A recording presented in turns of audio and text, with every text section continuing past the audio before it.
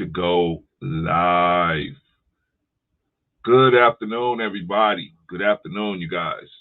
How is everybody doing? Oh, live. Uh-oh, I got something open. Good afternoon. There we go. How are you all doing? Good. Hope you all are doing well. This Thursday afternoon, Thursday evening, wherever you are. It's 4:16 p.m. out here in not so sunny Los Angeles, and here I am out here with another live stream for y'all, for the truth seekers, the true believers. Want to say, got the first, let's say, I want to shout out the lead topic, which is men in court battles who commit fatal violence. Who is to blame? Who's to blame? This is a live stream that I don't normally do them on Thursdays. I normally do my live streams on Sundays. So the ones I do that are not on Sundays, they're set up a little different. We just kind of go for it. But Sunday will be the day where I will have the Black History Minute and the news and the hit parade and the job of the week and all that stuff. So that stuff always happens on Sunday. However, I see so many people in the space trying to actually kind of making a narrative that I think is kind of dangerous for us to make, and I could have it wrong. So anybody out there that may see this, that may want to come on and talk about it, you're welcome to come up. However, we want to talk about these men committing these fatal acts of violence. And really, we're not going to dig into no specific story. Maybe the latest story with Ray G. Black, because that has really disturbed me. I made a couple of different videos about that. And I wanted to finish what I was talking about yesterday when I was talking about depression. Now, let's take care of some house cleaning. My name is Brother Clarence, and welcome to Let's Talk the Better Black Life podcast. I'm here to discuss the truth with you. If you want to know about the truth, you have come to the right place. We are here to tell you the truth, and we don't care if you're going to like it. That's not our issue. Our issue is to leave the truth with you. What you do with it after you hear the truth, that is up to you. So anyway, we're here to tell you the truth. Okay, so let's get started. Oh, by the way, one last thing before we get started. As you see on the bottom, you have the Cash App. If you feel the content is worthy enough and you feel like you can help us, fine. If not, fine. Just listen. I'd rather you listen more. If you don't have the money, that's fine. It's not the main pusher here. But if you have it to help, fine. But if not, no problem. I was eating way before YouTube came along. I'll eat afterward. I'll eat. I'll still be eating. So it's not. You're not. I'm not in the soup line. Thank God. All right. But if you want to help us, improve the content and make things better and improve my little setup here, I appreciate it, because I'm doing this really to help our community, the Black community, and then ultimately we can help all communities by being better communities ourselves. We will show everybody that we are, we are mostly really good people. Yeah, we got some knuckleheads in our ranks, but everybody does. So anyway, let's move on. So today's topic: men in court battles who commit fatal violence. Okay, so let's get started. Why? So first thing we got to do is ask the question: why do men end up in these court battles? Why do they end up in the court battles in the first place? Well, like you guys know, I'm a big proponent of vetting I'm a big proponent of vetting. I think vetting will cut down on a lot, but why don't we vet that much? We don't vet.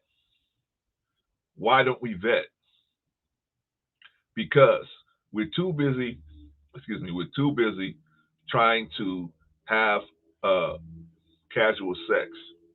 And if we start vetting people, that is going to significantly cut down on the casual sex we're having. Those of us that's out there having casual sex with different partners. So you can't afford to vet. You can only vet a little bit, right? The next thing is, okay, you didn't vet too good. Now you're in a situation and you see red flags popping up. Instead of addressing the red flags, what do? We do what they call in the clinical world avoidance coping. I mean, you stick your head in the sand like an ostrich and try to avoid it. Instead of addressing it, you avoid it, hoping it's going to go away some type of way. But it never does. Nothing never does. If you don't address issues, they just get worse. But so, number one, we don't vet. Number two, when red flags do pop up, we don't address them. Recipe for disaster. Now you do two, three. Now you got so much time invested. It's like when you invest in a stock and you hold it too long. You hold it too long, and then you just can't. You just feel like, but it's got to work. It's got to come back, but it never comes back. Go all the way down to zero. OG Patrice, greetings and salutations. Hey, OG Patrice, glad to have you in the building. Thank you for stopping by. I know you could be on other live streams and doing a lot of different things. Appreciate you for stopping by. I'm going to throw the link out after I get my little diatribe going. And then whoever's here, you want to come up, I appreciate you, man, because you have a lot of wisdom that you put out there. So I appreciate you, thinking enough of me to stop by. Appreciate you, OG Patrice. Yeah, so let's finish our questions. Why? How do we end up in these long, drawn out court battles? Because we didn't vet this person. And then when the red flags came up, we didn't address them. Once we realized we didn't address them, but then we end up spending so much time. We got so much time invested in the situation. We said, I can't leave it now. I got too much invested in it. I got 2 children, 4 years, whatever. We got assets. We got a car together. We got a house together. I can't just walk away now. So you stay another 4 years and another 10 years, and it just keeps getting worse until it just finally just grind down to where you cannot avoid it anymore. It's a situation where you can't deny that there's an issue anymore. So I'm saying, and to the men and the women, you have to vet the people better. We have to vet better. Okay, but Brother Clarence, I'm trying to have all this premarital sex. What you talking about? I understand that, but you're going to have to give up something. If you want to get treated better in the court system, you're going to have to make a sacrifice. You're going to have to give something up. You're going to have to give something up. You can't expect, it's the court system fault for coming at you. Okay, when you know you have an enemy for you, there's an enemy for you in the court system, why give yourself a high chance of being in the court system by not vetting the women that you're having casual sex with? Because you know why? A lot of you guys feel like, I'm not gonna ring the bell. I'm not gonna hit the target. So I'm just having casual sex. I'll never see this person again. And then you end up hitting the bell, ringing the bell. Now you got to have some type of relationship with her to see the children. But as you trying to build a relationship with her, you find out that she is not the person. She is not the kind of person that you can get along with. Now you start having all these problems. What I'm saying to you is, don't do that. Vet them first. How do you vet people? Because people say, vet them. How do you vet people? It's simple. Ask questions. Just like the police find out the truth by asking questions. If you just keep asking questions, the truth will come out. You ever watch Kevin Samuel's show? What does he do? He just keeps asking questions. That's what you just keep asking. That's what they teach you in sales. You just keep asking questions. After a while, the person will start telling you the truth. if you question them long enough. That's a tried and true system for finding out the truth. You just keep asking questions. Remember your mama? Boy, I know you did it. No, I didn't know. Oh, boy, I know you did. Boy, just tell me. Just tell me. What happened? What happened? What happened? Where'd you go? After a while, okay, mama, I did go down there. I did do this. I did do that. Right? Asking questions is a tried and true method of finding out the truth. So we have to be aware of that. We have to know what we're doing. Now, did these people ask questions? Now, so let's talk about the Ray J case. Did he vet these women properly? Probably not. How do you know that, Brother Clarence? Because he probably wouldn't have been in a court case with them. There's millions of women out there right now who have children with men, and they have no problem. The men are paying the child support. And if the women say, hey, I need a little more help, the man just steps up and pays it. It's going on with no court system, no nothing. They're doing it all on their own. A lot of people out there like that. Right? How would it come like that? Because they take the time to get to know the person, and they know the kind of person they're dealing with. Sometimes they get lucky. Sometimes you get lucky, and you are with someone who is really a good person, and they're willing to work with you. But most of these women, a lot of these people out here, are just doing it on their own. But let me ask you a question: How come? How come there's so many men and so many women in court battles right now? Because they didn't take the time to vet the people properly and ask pertinent questions about things that they should be on the same page about. So you should be on the same page with a person you willing to commit your whole life to. You should be on the same page with that person. The person that you're willing to share chromosomes with and make a new life with, that's going to come out looking just like you.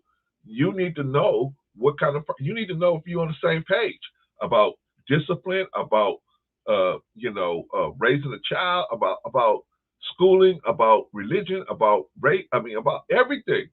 You need to be as many things as possible. You need to be on the same page with them. But y'all, and people don't go out there and do it. We're not doing it. So what we doing? We're running and jumping into bed with these women, and then we're trying to build relationships around a sexual experience. We're trying to have casual sex with these women. We have an outstanding time. So now we try to build a long-term relationship based on a sexual experience. That's the only thing we got to go on is the excitement of the sexual experience. We don't know how they think about childbearing. We don't know how they think about discipline. We don't know what they think about religion. We don't know what they think about diet. We don't know what they think about cleanliness. We don't know. We don't know what kind of character they got. Are they a liar? Are they a cheat? How far will they go to promote their unrighteous desires? How far will they go? See, you don't know because you're not checking with these people and finding out, hey, what's going on before you even get involved with them. That's what you need to be doing. You need to be finding out. But see, that's why I know y'all don't want to come and listen to this. Man, I got so much game for you. Y'all don't want to listen to it. What y'all want to do is have me. You want to go to the manosphere where they tell you, pump and dump as many women as you can. Right? You go listen to Fresh and Fit. You got or any one of these guys in the whole dating atmosphere, right? Pump and dump as many women as you can. Have at it, because none of them are worth it anyway, right? No, you're not gonna hear that here. You're not gonna hear that here. Here you're gonna hear, hey, the best situation for you is to get yourself married. That's the best. Married men live longer. Statistically, they live longer. Their children develop better. Statistically, they make more money. Statistically, and they have a better impact on the community. Statistically, single guys don't have no impact on most of the time. They don't have no impact on the community. Why? They're not invested. They don't have children. What do they care? Go look at alpha male strategies. What does he care whether our children grow up and they turn right? They're do good. Who cares? He's trying to smash and dash. Those kind of guys. That's why the office of president, you have to be a married man. They require you be a married man to be the office of president. You have to be a married man. Why? Because you can't put a single guy in that seat. That dude is going to go wherever he want to go. A married man has obligations. He knows what it's like to have obligations. He can't just do it. He can't just follow his desires. He got responsibilities. Your responsibilities is always going to come before your desire. They should come before your desires. But you know what they call a person where their desires come before their responsibilities? That person is called an addict. An addict. Only an addict is they got this thing flipped. Their desires come before their responsibilities. A normal person, their responsibilities come before their desires, right? I got $40 in my pocket. But my baby needs some formula, or my baby needs some milk, or my baby needs some food. But I want to go to the casino with my last $40. Can I go to the casino? Most people would say no. I got to go to the store, spend this last $40 on whatever my baby needs. But an addict will go to the casino because his desire means more to him than his responsibilities, right? And so, what is the main thinking process of an addict? The main thinking process of an addict is incompetence. They have blatant incompetence. I told you guys, when you vetting people, you have to look at what they say and do. And one of the things you look for is blatant incompetence. When you see them demonstrating blatant incompetence, simple things that they should do, a normal person would take care of, they don't take care of it. They're always running out of gas because they just won't stop and go get some gas. Or they just don't take care of simple business. Bills things get cut off all the time. Everybody's gonna get something cut off every now and then. Oh, I forgot to pay this. Okay. But yeah, every now and then it's gonna happen to everybody. But I mean, they routinely have stuff cut off all the time. Blatant incompetence. That is a red flag. When you see blatant incompetence, that is a sign of broken logic. And when the logic is broken like that, then therefore, when people can still function and justify broken logic, they can justify how they're gonna do you. You're gonna end up next on that list of who's they gonna break your heart. If they can break their own logic, why can't they break your heart? Why can't they break what they told you? But see, we don't look for this stuff, man. Why? Man, because that sex was so good. Oh man, it was so good. It was real intense, right? I'm gonna forgive it. That's what the woman said. I'm gonna forgive it because he's passionate. No. Don't forget, man. I don't care how good somebody is in the bed. If they are incompetent, they eventually will bring that incompetence into your world. Do you follow? They eventually will bring that incompetence into your lap, and then you're going to have to deal with their incompetence. Talk to me. You have to deal with their incompetence because their incompetence is going to start affecting you. Now they're going to start leaving your car with no gas. They're going to start losing your keys. They're going to start losing your wallet. They're going to lose your credit cards. You got to think about this stuff when you first get involved with somebody. So when you first meet people, ask questions. Ask a lot of questions. Ask a lot of questions. That's how you vet people. Oh, but Brother Clarence, what if they slip through the cracks? What if I ask them and ask them and ask them? They tell me all the good answers. Some people are just liars. We can't do nothing about that. That's what you gotta. That's why you gotta watch what they say and see if it matches what they do. You gotta watch what they say and see if it matches what they do. If it matches what they do, if you what they say match what they do, then you probably in a good space. Because then when you do find a red flag, you'll be able to talk to somebody and they can be honest with you. But what you got to worry about is the people that lie. See, it's like women. Women get with a dude, right? And dude got a porn addiction, man. He don't say nothing, and he just hide it. He don't say nothing. What dude is gonna say? I got a porn addiction, right? I just wanted to let you know. I know it's the first time I'm meeting you. I just want to let you know I got a porn addiction. Well, when can we go out next time? Right? The guy's not gonna do that, right? Because he knows what's gonna happen. You're gonna say, no, we're not going out in no time, right? So he's gonna hide it. Same thing with women. They will hide their incompetence. How do you think they get to a certain level? How do you think they get to be a certain, get as far as they get in life, 20, 30 years old, 40 years old? They don't get that far by letting people know that they're incompetent up front. They let them know on the back end.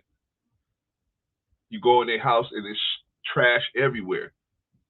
You find out they're a hoarder, right? Or you find out they're just unclean people. Let me tell you something, young men. You find a woman that's unkept like that, man, you need to leave. Because if she's unkept, if her house is unkept and her car is unkept, her physical person is probably unkept. And if she's having multiple partners and you partake in her sexual experience, you're probably going to run across a situation where you are coming into contact with other men's essence. See, a woman that keeps herself together is going to clean that area out as much as possible upon leaving a situation where she's having sexual experience with a man, because she don't want you to run up against another man's essence. That's what a good woman's going to do. A not so good woman is going to not worry about you, because she looks at it like you. I'm just having casual sex with this dude, so he ain't nobody important for me to, have this area spotless. But you can see all that stuff when you look at her. When you go look at her car, you go look at her house. You take two or three steps in her house. You go into a woman's house. You ain't got to go. You ain't got to go in every room. Just look in the front room. Look in the front room. Look in the kitchen. That's the front room, the kitchen, and the bathroom. Very important rooms you need to check out. Make sure those rooms are very clean. If those rooms are not clean, if they're stuff everywhere, you ain't expecting to be in a Taj Mahal, but you expect some type of order. There should be some type of order in these rooms. If there's no order, then you got you got dirty dishes all in the sink. A woman that has dirty dishes in the sink, man, what you think gonna be in the sink when she move in with you? You think she gonna wash the dishes? If she don't wash her own dishes, she definitely ain't gonna wash your dishes. If she don't wash her own clothes, what do you think? You think she gonna wash your clothes? If she don't sweep her own floor, you think she gonna sweep your floor? We got to start being scientists. Stop being niggas and be a scientist. Start being a scientist when you're going out with these women. And same thing with you, woman. Be a scientist. Stop looking for the magic stick. Look for a good person with character. Character is better than the magic stick. If you find a man with character, you can get creative on the sexual side. But if you find a sexual dynamo that is in his real life, he is he's incompetent. What good is that? What good is that dude doing? After a while, what good is good sex and a bad life? I'd rather have a good life and work on my sexual experience, and because you can get creative with that. There's lots of different ways you can get creative besides the copulation part, and even with copulation, you can get creative, right? But you can get creative to alleviate, have a good sexual experience. It's easier to fix a sexual experience than it is to fix your life when one of these people buzzsaw through your life. One of these incompetent people, they buzzsaw through your life. They buzzsaw to it, right? they they come through your life, man, and they tear your life apart. Next thing you know, 2 or 3 years down the line, you sitting in a courtroom trying to fight for custody of your own child. Think about that. You're sitting in the courtroom trying to fight for custody of your own child. And then you're gonna blame her. Hey, she one took me in. Because you had sex with somebody who you didn't even have to have sex with. You chose this person. It's like a baby mama Terry. I know, but you chose her. You chose her. See, you guys are out there running around trying to have casual sex with as many women as possible, i.e., the fresh and fit model. Trying to have that model, right? Oh, I just open my mouth and women runs and jumps in my $100,000 car, and then I have sex with her, and then I just push her out, right out there on the street. Shout out to Fresh and Fit. I mean, I ain't got no issue with them. I don't have no issue with them, but I just don't agree with how they try to get these young men, teach them to how to mistreat these women. OG Patrice, but Clarence, you have good talking points, but the vetting process can be a little tricky sometimes, in my humble opinion. You're right. You're right, Sister Patrice. You're right. I mean, I'm not saying it's easy. I'm not saying it's easy, but it's the only defense that we have against all of the problems that come along with being in a bad relationship with bad people. It is the number one defense that we have. If we vet them properly, we can find out the red flags up front, and then we can make a decision that, hey, maybe this ain't gonna work, and we can walk away.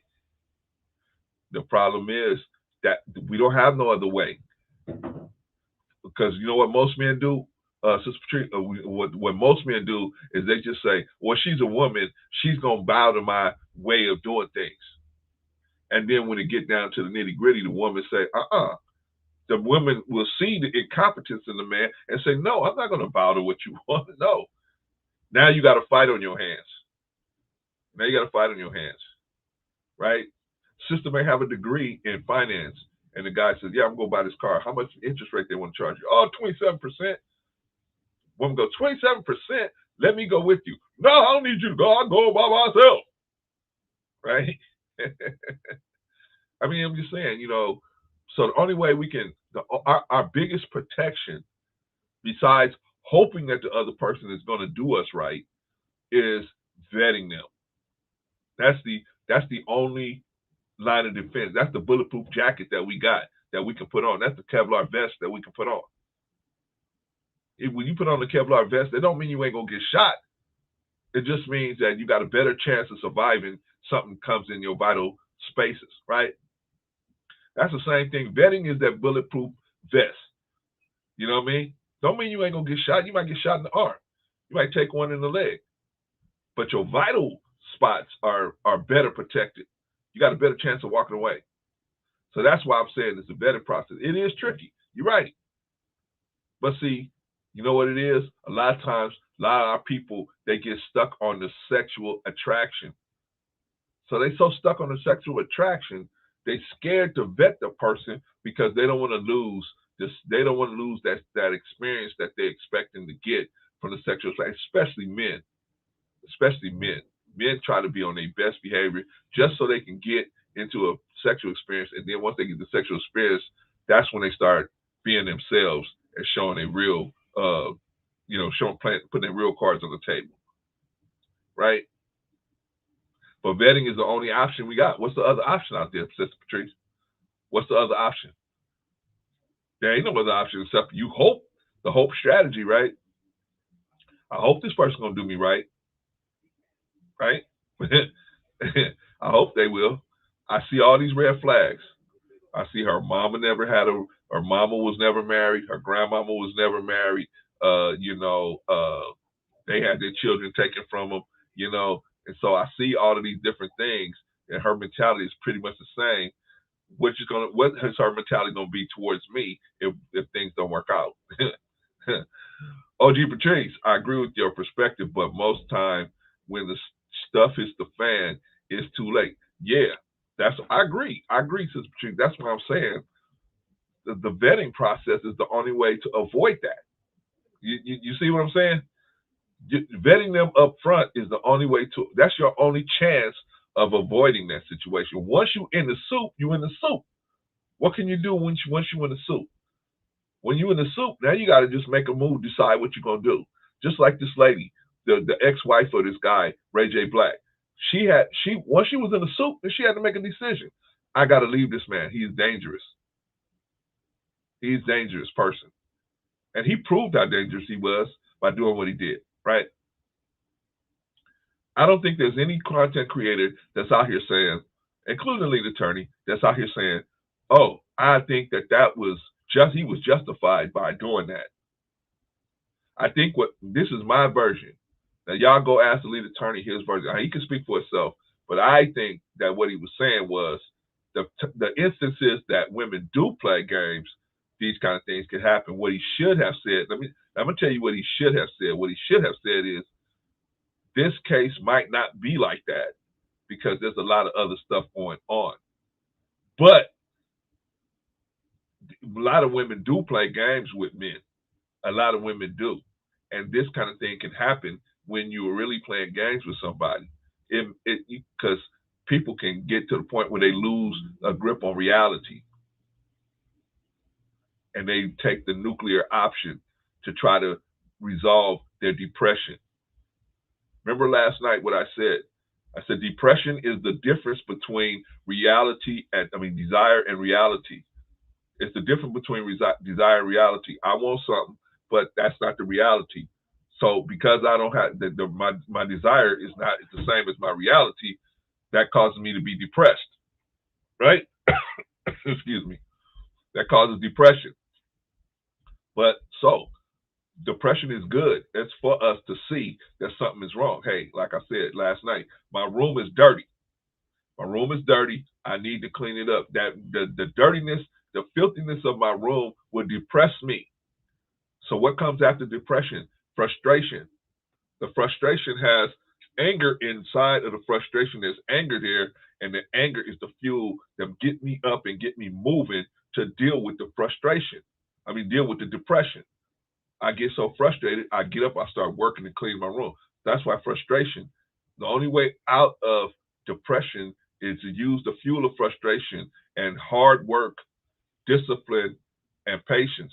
You got to work, and you got to be willing to sacrifice. That's the only way. I'm only making $20,000 a year, right? I'm depressed about that because I don't have no money. I can't ever do nothing. I get frustrated. When I'm frustrated, I go check into school. I get a degree that's gonna pay me $80,000 a year. Now my desire and my reality are matched because my desire was to make more money. My reality is I do make that more money. Now it's more matched. The depression is gone, right? But some people see they don't. This is how people get caught up, Sister Patrice. They get caught up because they see red flags. They see red flags early, and they don't move on them, right? Let's say you vet somebody, and that person lie. They lie to you, right? But then you start seeing chinks in their armor, and these are red flags, right? They tell you, I've never been arrested. Then you find out they have been arrested. Then you find, you know what I'm saying? And you find these little chinks in their armor. And then once you start adding it up, you start realizing this ain't even the person I met. But by the time you find out, because everybody, I'm not saying just these people, I'm talking about everybody. We're all good at hiding the bad of us, the badness of us, the the unrighteousness parts of us. We all good at hiding that stuff, right? So we can all fool somebody for a while, but for a while, eventually, they have to, what you do and what you say have to match. What you do and what you say have to match, and if it don't, that's where there's a problem. Sister Patrice, yes, we all have been guilty of ignoring the red flag. Yeah, of course, of course. Sister Patrice, you see all these bumps on my head? I didn't get these bumps on my head out of no book. I've been ignoring red flags too. I ignore red flags. One of the worst relationships I was ever in. One of the worst relationships I was ever in. This girl let me go. Best thing that at the time I was so depressed and so sad. Best thing that ever happened to me. You know what got me through that depression? The Commodores album Zoom. I listened to that album for 2 weeks straight. I didn't do nothing. I wouldn't go nowhere. I just go to work, go to school, come home, and listen to the album Zoom while I was doing my homework. That's what got the Commodores got me through. Shout out to the Commodores. They got me through that situation. Oh man, sister, brother, one community. What is up, brother? Good to see you. Good to have you in the building. Drop the link. I will do that right now, sir. I was just going over my little diatribe, but Sister Patrice, I was telling Sister Patrice about some of the your boy has been through some stuff. But yeah, man. Yeah, so that was the best thing that ever happened to me when that sister fired me. Best thing that ever happened to me. Oh my gosh. Anyway, there's a link for y'all if y'all want to chime in. But yeah, so we're talking about you gotta give Sister Patrice her props. Yeah, so we're talking about men in court battles who commit fatal violence and who's responsible.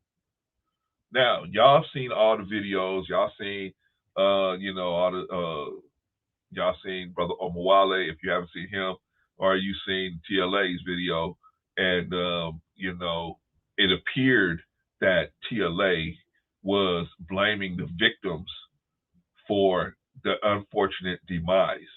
That's what it appeared like.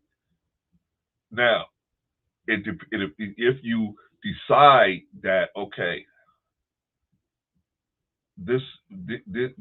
these women played a part in his mental state, because I think that was the issue that he was trying to say. The state is that they played their the way they dealt with him had a part in his mental state. I get that. I don't think anybody's excusing his behavior of choosing a nuclear solution. Let me see. Oh man, we got my brother One Community in the building. What's going on, big brother? How you doing, man? Peace and my brother. Peace and blessings. Hey man, glad to have you here. You know what I like about you, brother One? What's up, brother? You got the ability to disagree with people and still be cool, man. And then you're kind of like me, man. You know what I'm saying? You know what I'm saying? We disagree with people, but we still keep it pushing, man. We still be respectful to everybody, man. How you doing today, brother? Doing great, man. They say when you complain, it rains, man. So try not to complain. What you got to say about, man, the situation, with this thing with TLA and the thing with Omawale and just the situation with, some of the people that are saying that it's the women's fault that they were caught up in this situation, and some people saying it's not their fault, it's the guy's fault. He's one did. What's your position, man? What do you think about this situation? Think it's the women's fault. And what perspective do you think? Tell me that first. Okay, so on the TLA video I watched about maybe 2 or 3 hours of it, and in that video, what he was trying to lay out the case that the way that these women that were I'm talking about the Ray J Black case. I don't know if you're aware of that case. Okay, so that in that case where he obviously killed his baby mother and his soon-to-be baby mother, right? Okay, so in in that scenario, the TLA was trying to lay it out like it was the reason why he got to that mental space was because of the way they were doing him, and it was erroneous, the stuff that they were doing. And so I don't, I've talked to other people. I don't see it that way, but he sees it that way, and I rock with TLA, but I don't see it that way. What do you think, brother? What's your view? I think it's very bold and big for us to make claims like that. For us to even put the onus on the women. Yeah. I think we're all grown. Us as men. Okay. This man went to do these things with the children in the car. Wow. Yeah. Okay. So we're not going to get past this. Hey. That man did that with the children in the car. I don't know the age of the children. I know the news didn't release them at that time. Thank you. But I could only imagine because there was multiple children in the car. Yeah. Was the ages of these children. So it's so much other variables to this thing that for me, people to make assessments like anything like that, I think is crazy. You know what I'm saying? Even in a relationship, you know what I'm saying, where things is going, you be like, it's a relationship, it's this part, it's that, you know what I'm saying? It's equal. I gotta hear both sides. And we do get it, but we can get one side and say, I think I get a gist of what's going on around there. I think that person's in an abusive one. I think that person's in sometimes we don't have to get the other side to know that. Right. Okay. So regardless of the fact, nothing could warrant you forgetting about the children. Even if you thought you was mad at these women. Yeah. You forgot about the children. Yeah. So this is going to show you a psychosis alone in itself. That he took his own life and left the children unattended. Yeah. That he was the children that he was the pot of gold he was fighting so hard to keep, he left it unattended, right? Yeah. The same pot of gold. This happened on his visitation time. Right. See, brother, okay, so I made a video. I made about 4 or 5 of them. This is probably gonna be the 5th one I made about this, right? So I was talking yesterday, and so the question yesterday was depression. Wait a minute, hold on. It's big. So, Patrice, I had no idea about the kids being in the car with. Oh yeah, he was driving around. He went to both places with the kids in the car the whole time. In the car. He went and killed one person with the kids, went to the next place, killed it, and took his own life and left the kids in the car. Yeah. Yeah.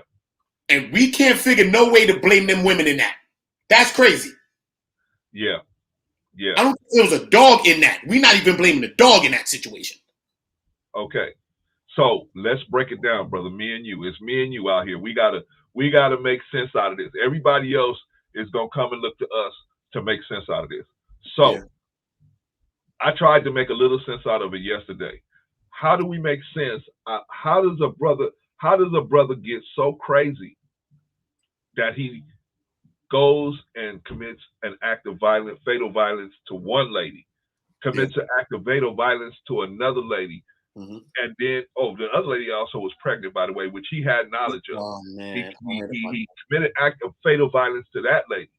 He committed another act of fatal violence. He jumps in the car with his children in the car. Yeah. And goes over to the other lady's house, commits an act of fatal violence over there. Yeah. Then commits an act of fatal violence on himself. Yeah.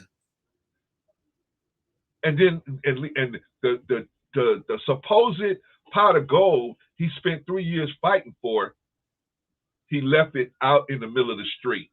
Crazy. How does that work, brother One? How does that work? Explain that to me, man. How does he get that crazy, brother? Me personally, you know what I'm saying? I can't rationalize his mind. Right. But I can rationalize my mind. Okay. Having my 1-month baby choked by his mom, me try to go to court to go up for him. They lie on me, try to lock me up and shit. Still, I haven't seen my baby in 2 years right now. Oh my God. Still putting warrants on me now, right? After the people took my baby, after she never wanted to have a baby, said she's having this baby for me. Right. Then told me, something told me to just choke him and put my hand around his neck, and then something told me to stop. Oh my God. as my baby is my witness. Oh man. Right. So I thought a lot of thoughts myself. Yeah. Do you hear me? I can imagine. I watch a lot of men still call women B's and a bunch of things. I still have not called her a B yet. All right, right on. Right. I still have not. I watch Young Pharaoh. He going at Golden Beauty. Man. This woman That's a whole nother situation. This woman lied on my mother. No one lies on your mom. That's the first reason we ever had fights from the beginning. You said, what about my mother? That's the first thing that we had to fight about. Right. Besides anything petty that we had to fight as kids. That's the thing. What you said about my mama? That's the first thing. This woman lied on my mother. Wow. This woman tried to choke and kill my baby. And I have proofs of all these things. You think my my judge would represent me and put the baby first? You think that? These people are still trying to weaponize a system against me because I was going to court and I got the text messages and all thing proving that I broke up and left her, went to court. She talking about if I go to court, she's going to lock me up and do all these things. You know what the system allowed her to do? It allowed her to lock me up. Oh my God, brother. After I went to custody court and I show you all of these things, the same dates. When I broke up with her, I went to court the same day and all of these things, man. Wow. Right? And then you got her family members, the same people that was lying, right? Yeah. Even kicked my child out from wherever the hell she was. Oh, man. Are the same people that they now use after they hated those same people all day life to come weaponize them to come bring them in my court case. Man. You see what I'm saying? And then people play games when they're in front of police. Yeah. Joking. Me personally, I don't weaponize against women. My problem is always going to be with the men. Right. That's me personally. Okay. My problem's with the men. I want to see the men. I want to see the men that stand behind or stand on the things that's folly. Because as a man, I don't stand on folly. And I'm not going to stand besides the folly. I'm going to fight to the death with us. But at the end of the day, I'm going to tell you if it's wrong and say, look, man, damn it, hell, you trying to get us killed. Right. That's facts of life, right? So we can understand, right? Right. Depression, right?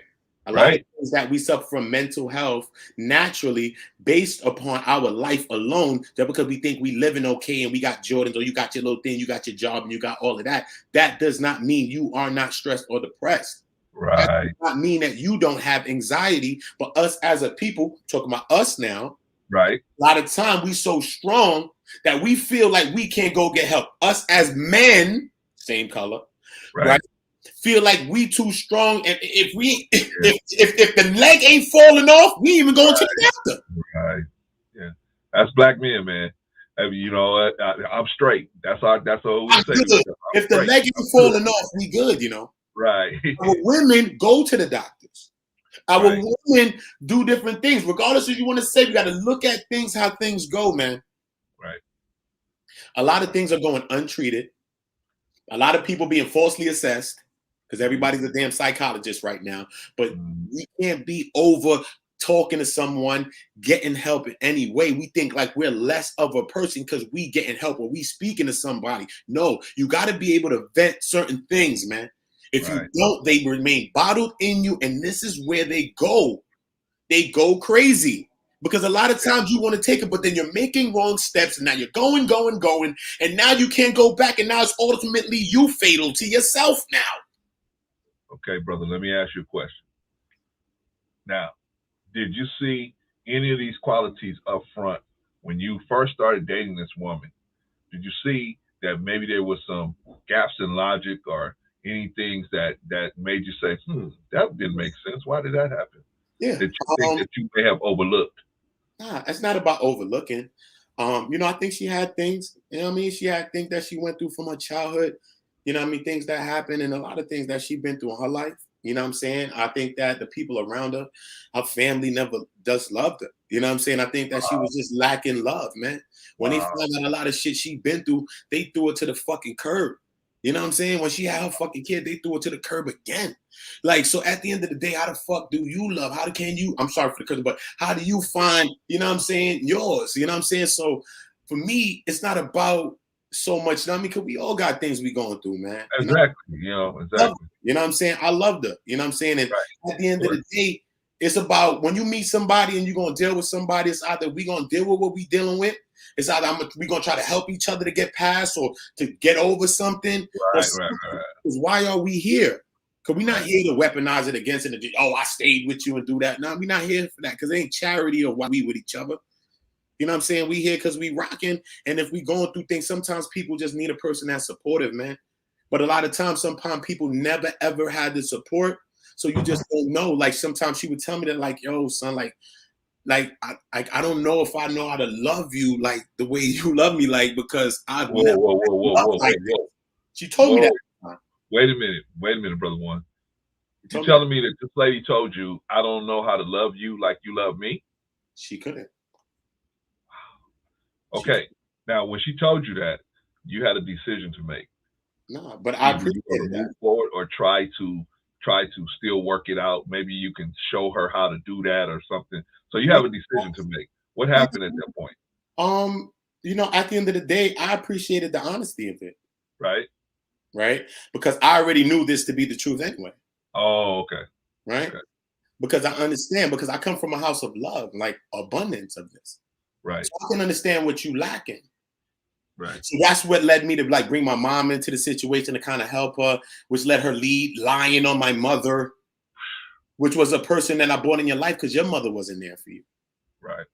So there's so many bridges that you burning trying to get to me. You feel me? Why? Because I don't want to stay in a situation that's very toxic. Yeah. Why? You know what I'm saying? I mean, it's not about you and I anymore. Okay. It's not about the things that you're weaponizing against me. You're weaponizing against the baby. Okay, let me ask you a question, brother. What led you to understand that it was toxic situation? What gave you that understanding? What was done? I want to say what gave me that it was toxic or not. I think that a lot of times we grow up around a lot of dysfunction, so sometimes we function in dysfunction. Right. Right. So what we deem as toxic, we still deal with and live with every day. Right. So we're so used to that. So I'm not deeming our relationship as it was toxic. You know what I'm saying? It was an abundance of love there. You know what I'm saying? She knows that. You know what I'm saying? But I think once it gets into now, we have a baby now. Okay. It's not like the same. You know what I'm saying? Like her being pregnant now, like it's not the same wars. You know what I'm saying? Like she don't understand that she's already leveled up in so many ways in my mind and my eyes. Okay. You know what I'm saying? We're going to somewhere else now. Right. You feel me? It's not the thing of old. It's not that. Okay. You know what I mean? We could scrap all of that. Okay. You know what I'm saying? Now is this going on right now?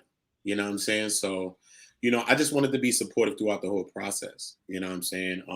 You know, doctor visits, everything that I had to do. You know, so brother, I don't want you to get into detail. You have to go into detail. No, I'm saying just be a part of the situation and do what you have to do as a man. At the end of the day, regardless, if I didn't know at 9 months later. So at the end of the day, we make decisions as men and we got to stand on our decisions. If we having children, we got to do what we got to do. And if I want my child to be good, that means I want his mom to be good too as well. Of course. Regardless of what the hell she thinking, if she being dodo at the time. Of course. That's her own issue.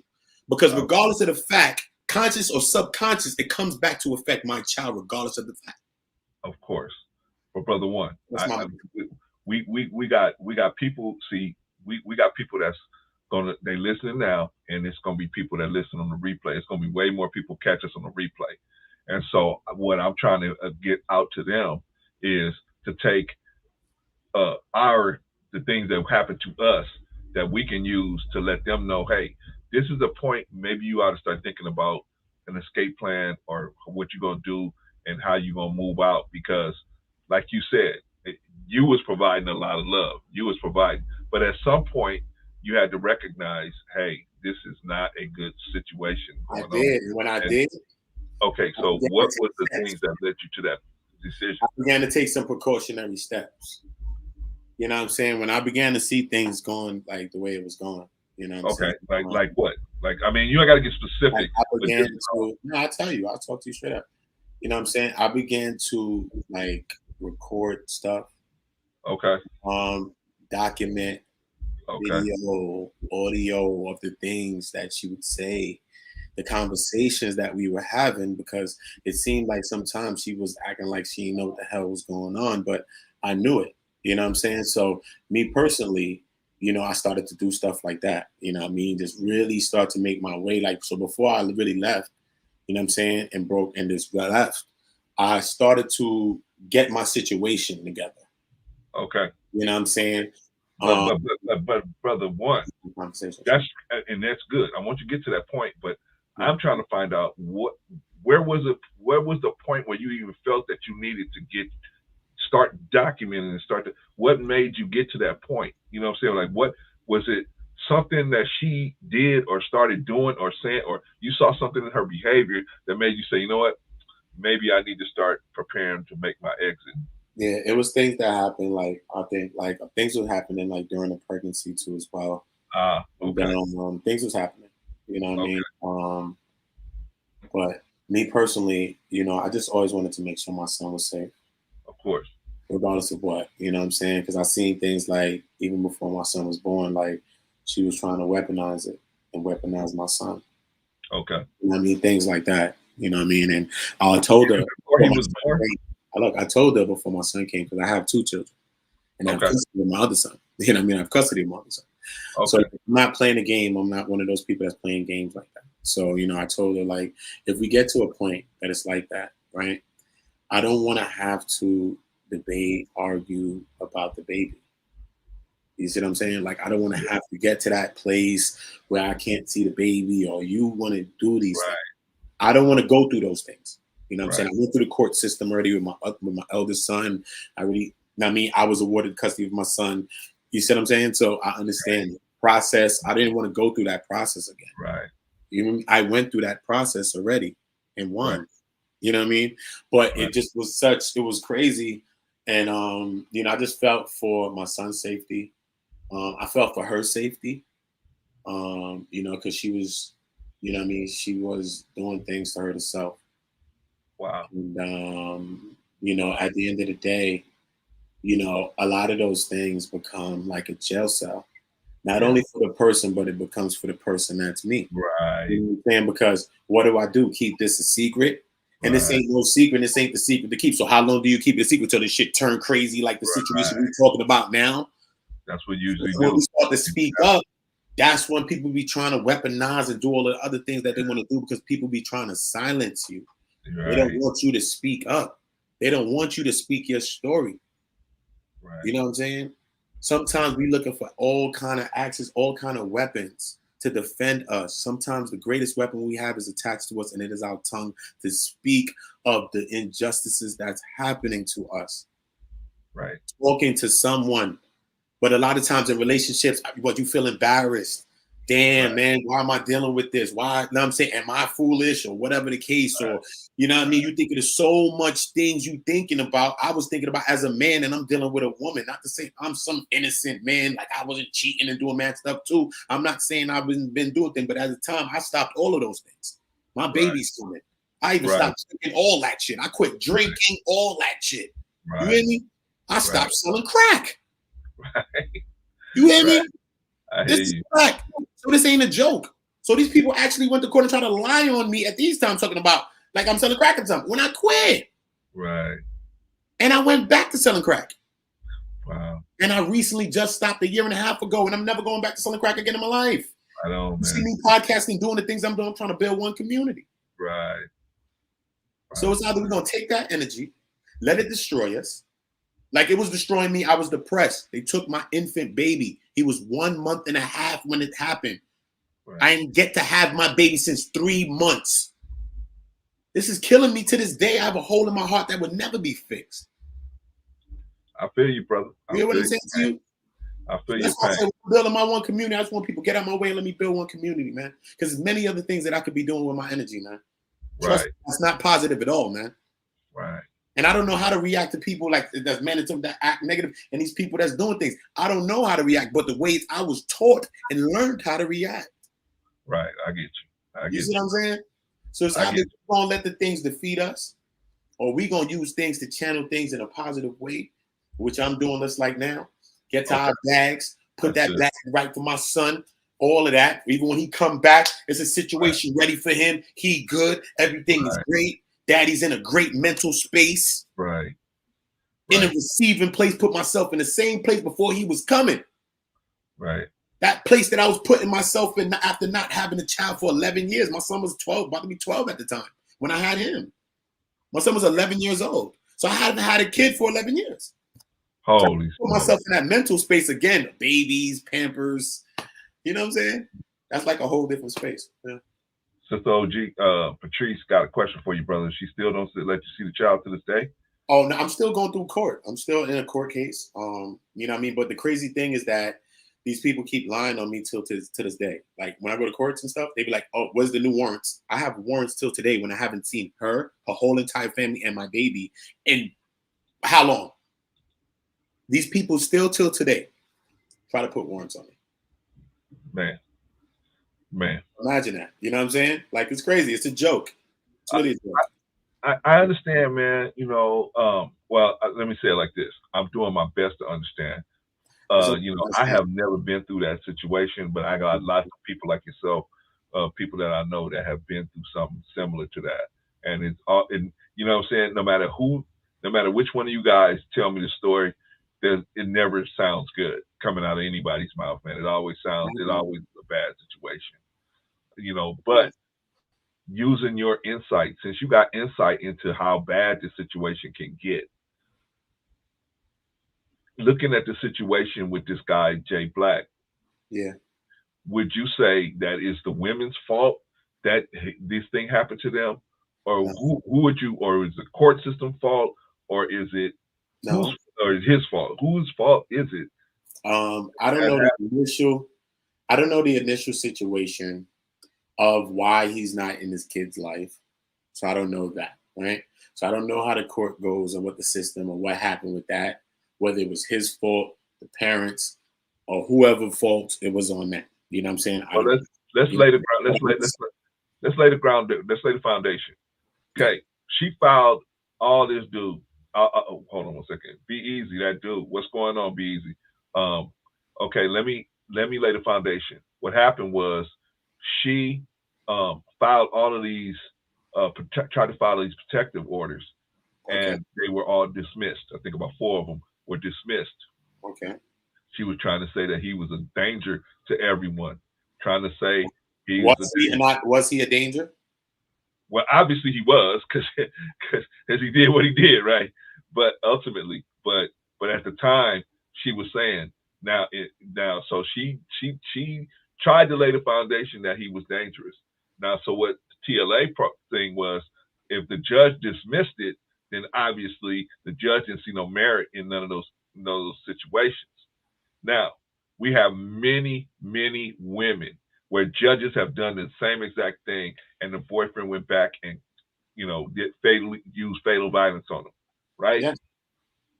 So does that mean just because she tried to get those protective orders and the judge didn't dismiss them, does that mean just, oh, well, since the judge dismissed them, there's no merit to none of the violence that was going on? No. Does that mean that? No. You know what I'm saying? I think she was documenting what she felt that she was documenting. She made 4 complaints or so. You know what I'm saying? A lot of times we're not looking at those things as real, but how could you blame a person that's documenting a person that's doing things to them?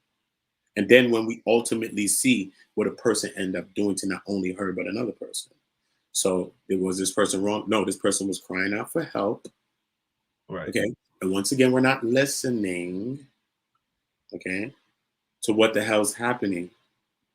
All right. Period. That still in all, he was able to have the children. Think about that. Yeah. So imagine that he did something to the kids. Yeah. Okay. See, now that was my Think point. about that. That's scary now, because the whole shit is scary. But imagine that if he did something to the kids on his own visitation day when he probably was supposed to be around these kids. See, now that was my point yesterday. My point was, now today you calling her, you saying it's her fault for keeping his children from him. But if she would have gave him the children and he would have did that to the children, it'd have been her fault. And she would have been a stupid bitch. She the best. So how, you know what I'm saying? So it seemed like in certain spaces, it's always a way to blame the person that actually committed the crime. And we now, I understand, and I think you are too, because you was a very intelligent brother. I understand that sometimes women do play these games. They Some do. women just play games with men in the court system because they I know they from this, I'm dealing with that. So it's not like can. I'm champion pom pom for every woman out here like that. Right, right, Our women, I'm here to lift our women, period. But I'm not here to lift no liar, whether you're a man or a woman. I don't care. You're my child. You're not no liar. I'm not lifting it up. I'm not. I'm not standing on no liars because I'm dealing with my own truths. And I came into this internet space talking my own truth, transparent, my own life, not holding back my story, telling me that like I'm coming late. Like I could have came in talking about my arts. I do music. I do songwriting for people in the industry. I do acting on Tidal and all types of stuff. I could come in talking about that all day because that's what people like to talk about because they all clout chasers. You see what I'm saying? I hear you, brother. I hear you. So what we got to do though, see, we got to do because, brother, one, a lot of people follow you, brother. A lot of people look at you, man, and they follow your thinking process, brother, and so you know, a few follow me as well, and we got to set the stage so that they can think for themselves. You know what I mean? Just because a person with 100,000, 200,000 subscribers says this is the way you should think about this situation, may not it may not be exactly the way everybody should think about the situation. You know what I'm saying? I rock with the lead attorney, but I disagree with him on this situation and a few other content creators, because I think the way they did it. Now maybe they had a point. A lot of women do play games, but that's not all women. All women don't play games. That's not all women. You know what I'm saying? Just because like my son's mama, I've been through women. You know what I mean? I can't say that. And maybe I played goddamn games too in times in my goddamn life. I played a lot of goddamn games. So we got to stop acting like we ain't play games too. So I played a lot of games, but it's my games and all of that shit that made me say, you know what? I don't want to play no games, man. So sometimes you got to learn, man. And I learned. But yeah, man, everybody, I think everybody, in it, we can look at that. It happens a lot of times, right? Look at another situation, right? So this is a fatal situation, which is crazy for people to blame victims in a fatal situation. That's crazy. That's crazy to me. I would never do like that's crazy to me. I think that's very disingenuous. I think that's a disrespect to even the family members. And if you're a big channel like a TLA, imagine that family members listening to your show and thinking about what you're saying. I just think that's very disrespectful to the family members. I plan on doing a video on that stream, TLA, personally, because I think it's disrespectful to the family. Right? I thought that, and TLA, if you're out there, man, you want to cam up, come on up. Yeah, I think it's very disrespectful. I also, you know, I rock with you, man. But you know that I thought that was very irresponsible the way it played out, the way it was. Now I'm not saying it was wrong about where the women play games in the court system and it's stacked against the men. That's not the time for that, man. But we just saying that, man. The way you laid out the case with this particular case, yeah, man, it was really. I saw a lot of places where you could have did it a lot better, brother. And so we got to look at the situations and really analyze stuff. You know what I'm saying? And really get into things a lot, man. Because we have situations, right? So that just because I went through my situation doesn't mean I look at all women like that. Doesn't mean I'm looking at the next person to be that way. You know what I'm saying? And maybe things in me, who knows? Like sometimes you affect people too. Who the hell knows what's going on in life? Everybody just want to blame people sometimes. Who knows what the hell happened, man? You know, but I will say that I watched another situation that was public. It wasn't like a death, but it was a very critical situation, right? And it was the situation where Brother Polite accused of sexually assaulting his girlfriend's 14-year-old child, right? That's down in Florida, right? Yeah, right. And I watched it down in Florida, right? And when it came out, there was so many people. A lot of people came out saying like, "Yo, they was blaming the mom," you know. I understand that the mom maybe had a mislapse in judgment or anything, dealing with a certain guy. Sometimes you're lonely and you're dealing with somebody who knows. Who knows is the time frame. It led people to go into the time frames of when is a good time for even to bring people around your kids. Right. Like, because it's scary. I've done streams on all of that, like so Okay. many things, or even kids with inabilities, autisms, different things like that, Right. like sexual assaults happening from caregivers, guardians, people that's close to Right. them. Even those assaults happening 9 times out of 10 in the daytime, in the home, and a lot of these things like this happening. So, with that situation, right? You have this mom, right? Brother Polite is accused of, taking the daughter somewhere else to another hotel, actually while the Wow. mother was getting ready, Okay. and did things to the daughter. All right. So now he comes back to the hotel because they're staying on Okay. Collins, if you know, in Miami. They're on Collins on the strip. Okay. So he goes, brings her back to the other hotel where the mom is staying. So I don't know why he even brought it to another hotel at all, allegedly, right? This is what the case is on. He's already charged with these things. He's talking about his 6 semen stains and all types of stuff. Okay. Okay. So now this whole thing come out, 6 semen stains, the child mouth was messed Oh up. my When God, man. he came home to the hotel. So the mother flipping like, what the hell wrong with my child? Right. Supposedly, allegedly, at this time, he comes out saying, yo, listen, don't say nothing because it's going to mess up my career. Oh my gosh. Okay. Crazy, right? So now the mother must be like, what? I guess people was looking for the hotel hallway footage so they could probably hopefully see if there was a little struggle ensuing, like he's trying to tell a children tell. Right. Right? Come to find out, she said, go take my child to the doctor, whatever. The doctor tell this woman, miss, if you ain't bring your child right now, your child will be dead. So not only will Brother Polite be charged with a sexual assault, he damn near be charged in the company of something with the child murder if this child happened to die. And imagine if this woman listened to him because she loved him, right? He's a celebrity or whatever, probably giving a lavish lifestyle, right? She could have listened to him and said, you know what, keep it silent, think about his career. Her child could have been dead, right? So I think she did the right thing, even if she made the wrong thing by dealing with him, right? Right. Imagine so many people came out to say this woman is wrong and they blame everything on the mom, right? Wow. But regardless if the mother didn't step up, he wouldn't be in court. Wow. And it wouldn't be one person that we dealing got a spotlight shining on right now.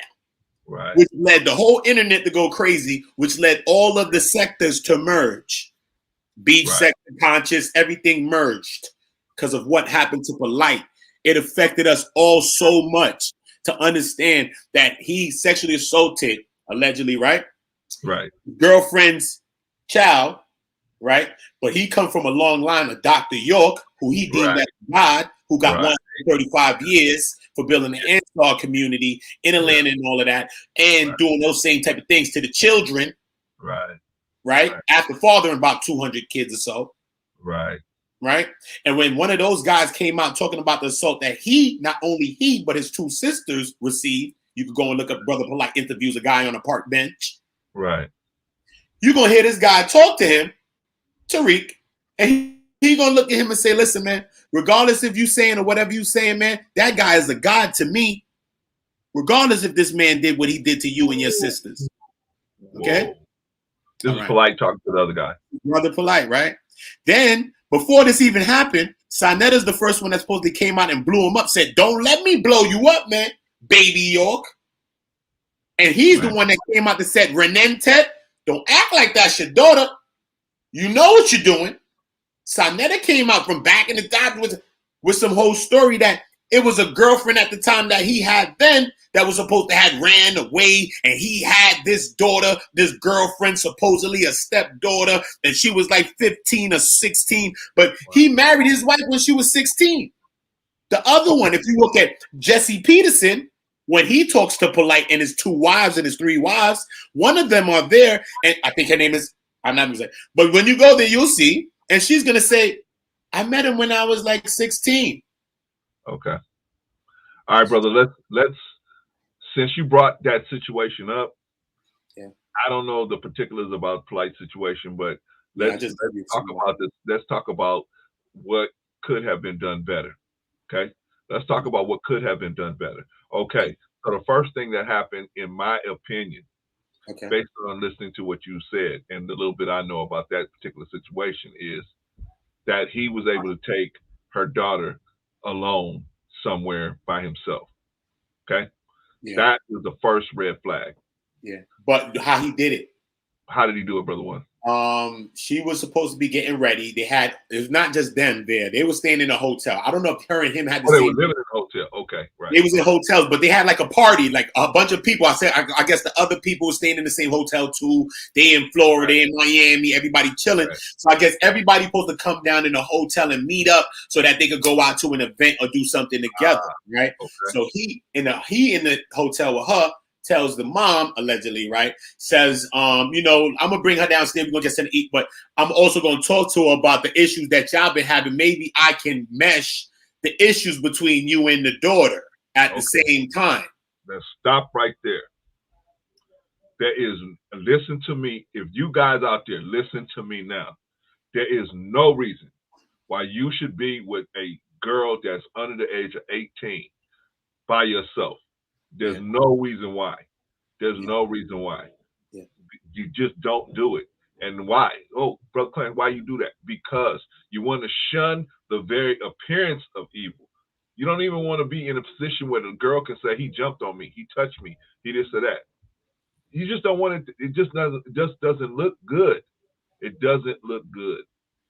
So that's why you don't want to do something like that. To me, that's the first bad mistake. Now, the second bad mistake was the lady allowing it to happen. That was the second mistake. But we as men, especially if we dating women. One time I was dating this sister, man. Long time I was dating this sister. She had a daughter. Her daughter was probably around 8 or 9 or something like that, right? Mm-hmm. So her daughter was home for the holidays or whatever. So I had got off work early. So I was like, hey, you want to go and do something tonight? I called her and said, hey, you want to go do something tonight? She was like, yeah. Come on, just meet me at my house. Go there. My daughter's there. She'll let you in. Mm-hmm. I said to her, there ain't no way I'm going to your house with your daughter there by herself. There ain't no way I'm gonna be up in there like that. Bad situation, bro. It's not gonna happen. I said, call me when you get there. I'll hang around that area. That's what a man would do. That's what a man would do. Well, okay, but see, you got to know how to do that, brother. If you've never been taught, you're right. It's what you should do. But if you haven't been taught, maybe you don't know. Or now, in Polite's case, he had a master teacher that teach him the opposite of that type of thinking process, right? Mm-hmm. Based on his convictions. I'm not trying to talk about Dr. York. I'm talking about him as far as I saw him plead guilty to these convictions, right? That's him saying, I did do this stuff. I did break all these laws. Okay, so that's me saying that. It ain't me attacking him. It's just me saying this based on that understanding. Yes. Polite being from that branch, a branch off that tree. Yeah. He may have the same understanding where same tendency. Yeah, I can be around kids, I can be around it. No, you can't. As a man, no, you can't. Your reputation has to be guarded at all. There's a book called The 48 Laws of Power. 48 Laws of Power. Yeah. Your reputation has to be guarded. Guard your reputation at all costs. Yes, it has to be guarded at all times. And see, we don't understand how important your reputation is as a man until you get into a position where your reputation supersedes you, and it's in a negative way. So that's the first two things. Okay, brother, let me let you finish. So number one, Polite suggested that he goes alone with this girl. Number two, the mother agreed to let that happen. Okay, brother, now you can finish what you were saying about that. Yeah, the mother agreed to let that happen. She was dealing with him for like a year and a half. So he was dealing with it for a long period of time. But you know that he's a guy that has multiple wives.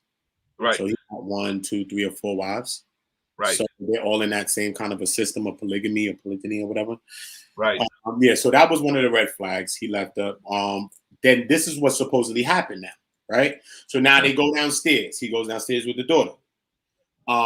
He goes downstairs, allegedly, says, oh, everybody's not here. They must have left to go to the place or the party or something.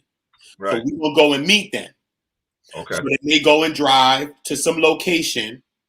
And I guess this location is closed or nothing's happening there. And then he's like, all right, damn, it's closed. So I guess we just going to go back to the hotel and wait until whatever. But he doesn't go back to the mom's hotel. He goes to another hotel and books another room somewhere else. And that's where they say the alleged sexual assault happens at another hotel. Why does he book that other hotel? Right. And why does he have the girl with him at all? Yeah. Then you know what what the girl says happened when she gets to the hotel room? No, sir. Okay. The girl says when she gets to the hotel room, he gives her things to drink. They're still trying to question to find out if he gave her drugs or not. But how old is brother one? How old is this girl? 14 years old. Holy smokes! So he gave a 14-year-old alcohol. Yes, 14-year-old. Okay. He gave her alcohol or something. They was trying to figure if he gave her allegedly a drug, allegedly, right? They trying to worry if he gave her a drug or something or not, right? But the girl says when she comes to the room, he's playing music. Give her something. I don't know if he give her something to drink or whatever. However that goes. Right. Now he dancing or something like that. Right. You know what I'm saying? I think he playing with her, like kind of like touching, like, you know what I mean, like kind of like acting like he cool with you. You know what I'm saying? Yeah. Which leads to him. One of the last things she says she remembers, the girl. Okay. That it leads to him revealing himself out of his boxers. Holy smokes. Then the next thing she remember is waking up with his hands down her mouth, like she trying to make her throw something up. Oh man. Oh my gosh. Okay. Oh my god. They still blaming the mom, you know. She still what? But the people just said, yo, it's just the mom. But when we gonna put the onus on some of this thing, like, what are you doing? Because he also has a child that's 15 years old, like the same age, his own daughter. Yeah. And then, yeah. That's a brother, it's hard. It's difficult. I know it's difficult for you to repeat, but it's difficult for us to listen to it, brother, man. That is a terrible situation. Yeah. Now, in that situation, man, that's an awful situation, man. Peace to the families, peace to everybody involved in that situation that has been victimized, man. Hopefully, due process will lead to justice. Yeah. If the brother actually did that, then hopefully they will, adjudicate the dude and they will get him some serious help. What do you? I mean, why do you think this woman let Polite take her 14-year-old daughter in his care? What do you think she saw in him that made her say to herself, "Yeah, she's good. I'm going to give my 14-year-old daughter to a grown man I just met." Yeah. How does that work? What I think is, the same way why many people in the conscious community fell for him the same way. So we can't just look at this woman like she's the only person that fell for a guy like this. When we got so many people talk about the scams that this woman did to them. Crypto Roots died. Man name is Crypto Roots. You're right. I just saw that. Died. The man got $100,000 something from his dead dad or something like that. His dad died. He funded Polite Life and all that, supposed to be getting together. He was the one that knew about the crypto. I saw That's when Brother Polite came, used his mind to now he doing the crypto stuff. So when you see him on the internet with the Instagram stuff, that's where he got that from. So he not only took the man money, but also took the man image and likeness and his whole damn energy. And the man died suing them and never got a chance to get his money. Dude, he got a girlfriend and a baby. You could go to his old channel, Crypto Roots, and his girlfriend, his wife, holds down the channel still. I saw that. So you know what I'm saying? So why do we do that? A lot of times, maybe it's not just thinking maybe probably a person's a good person, right? Because why do you fall for a person like a Dr. York? These people is charismatic. Yeah. These people are charismatic. It's this, it's that. Then if you get notoriety, you get money and all those things too. That's good too. But you know what it is? A lot of time that get us as people, the knowledge. Okay. Because when I hear other people talk about it, it's like, you know what? I was caught up by the black culture of it all. Right. Sometimes the same thing that we looking to free ourselves is the same things that's used to put further chains on us. Because a lot of time people that gain the knowledge are only using the knowledge because they want to use it for themselves. So you know how like we black people be like, yo, man, free your mind from the white man, black man. Right. They don't really want you to free your mind from the white man, black man. They really want you to swap oppressors. Right. We want to be the one that control your mind and not the white man, really. That's So it. they really want to be the one. So all of this knowledge and all of these things, and we have an innate thing for this Messiah concept, construct, like we have to live through someone else's knowledge, like someone else has to die or live for us when we here to live and do whatever we have to do right now.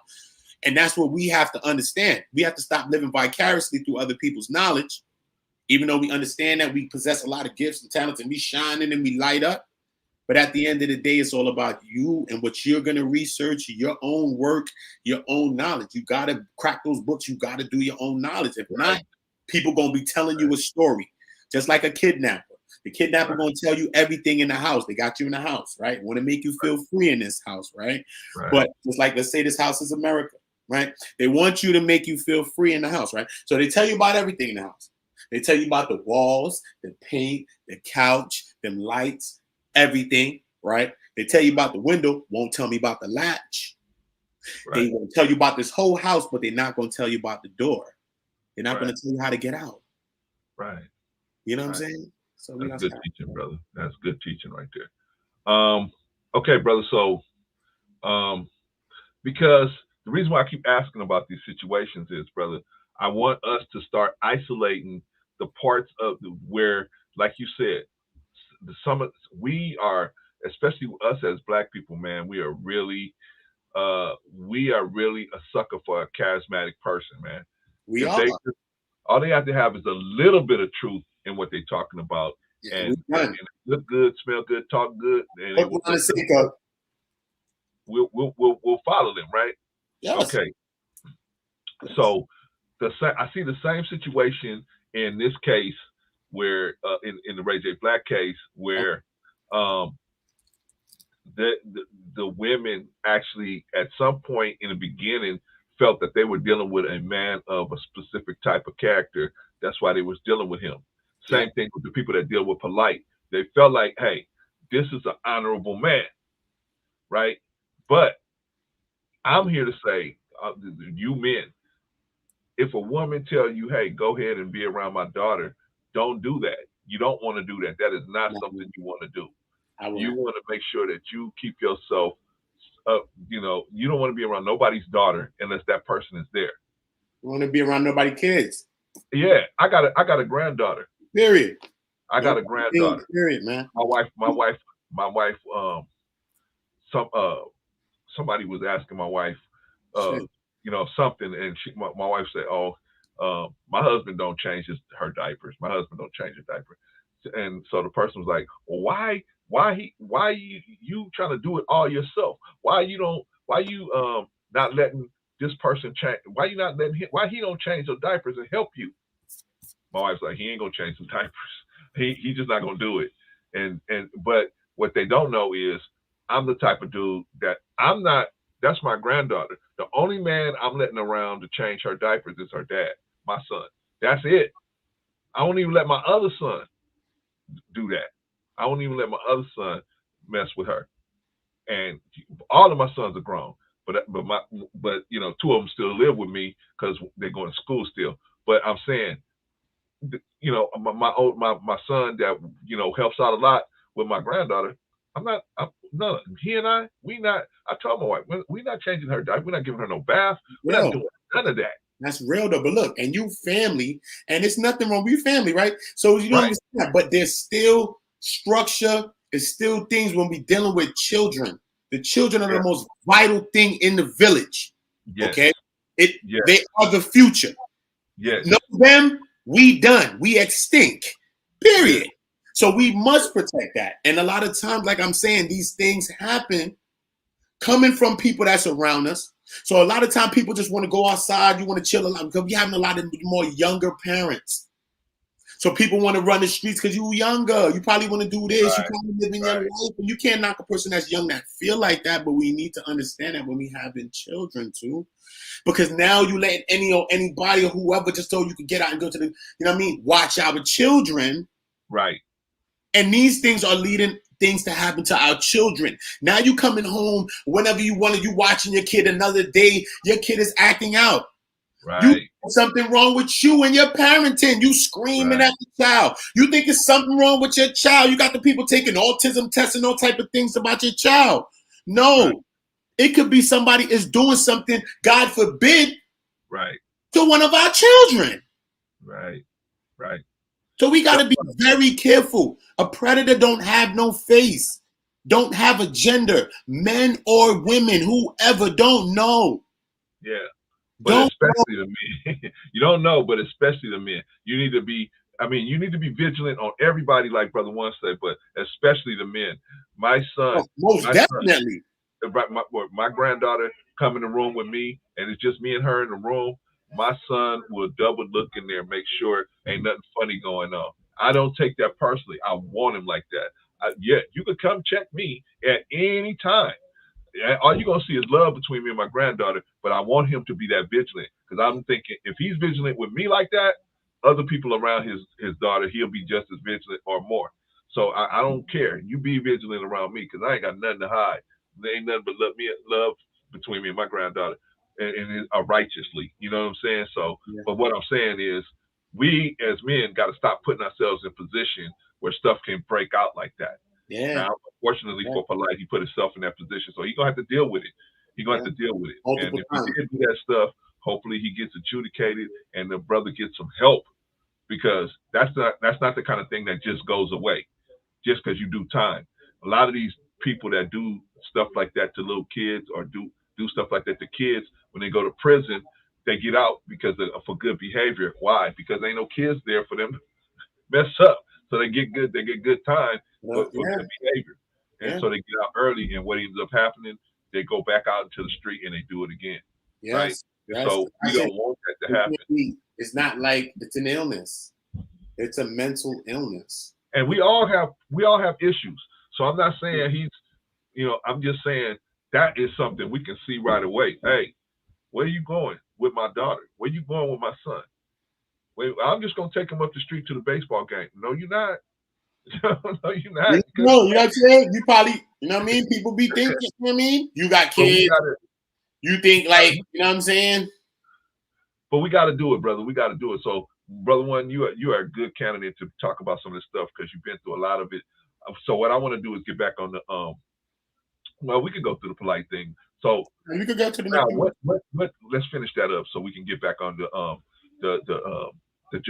Ray J Black thing. Okay, so we found two problems that happened already.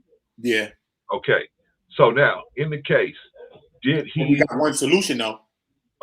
You got a solution? No. What happened with her when that mother went and said, "Hell no, I'm bringing my goddamn child to the damn doctor and all that." I don't care what you're talking about. Okay, well, what happened?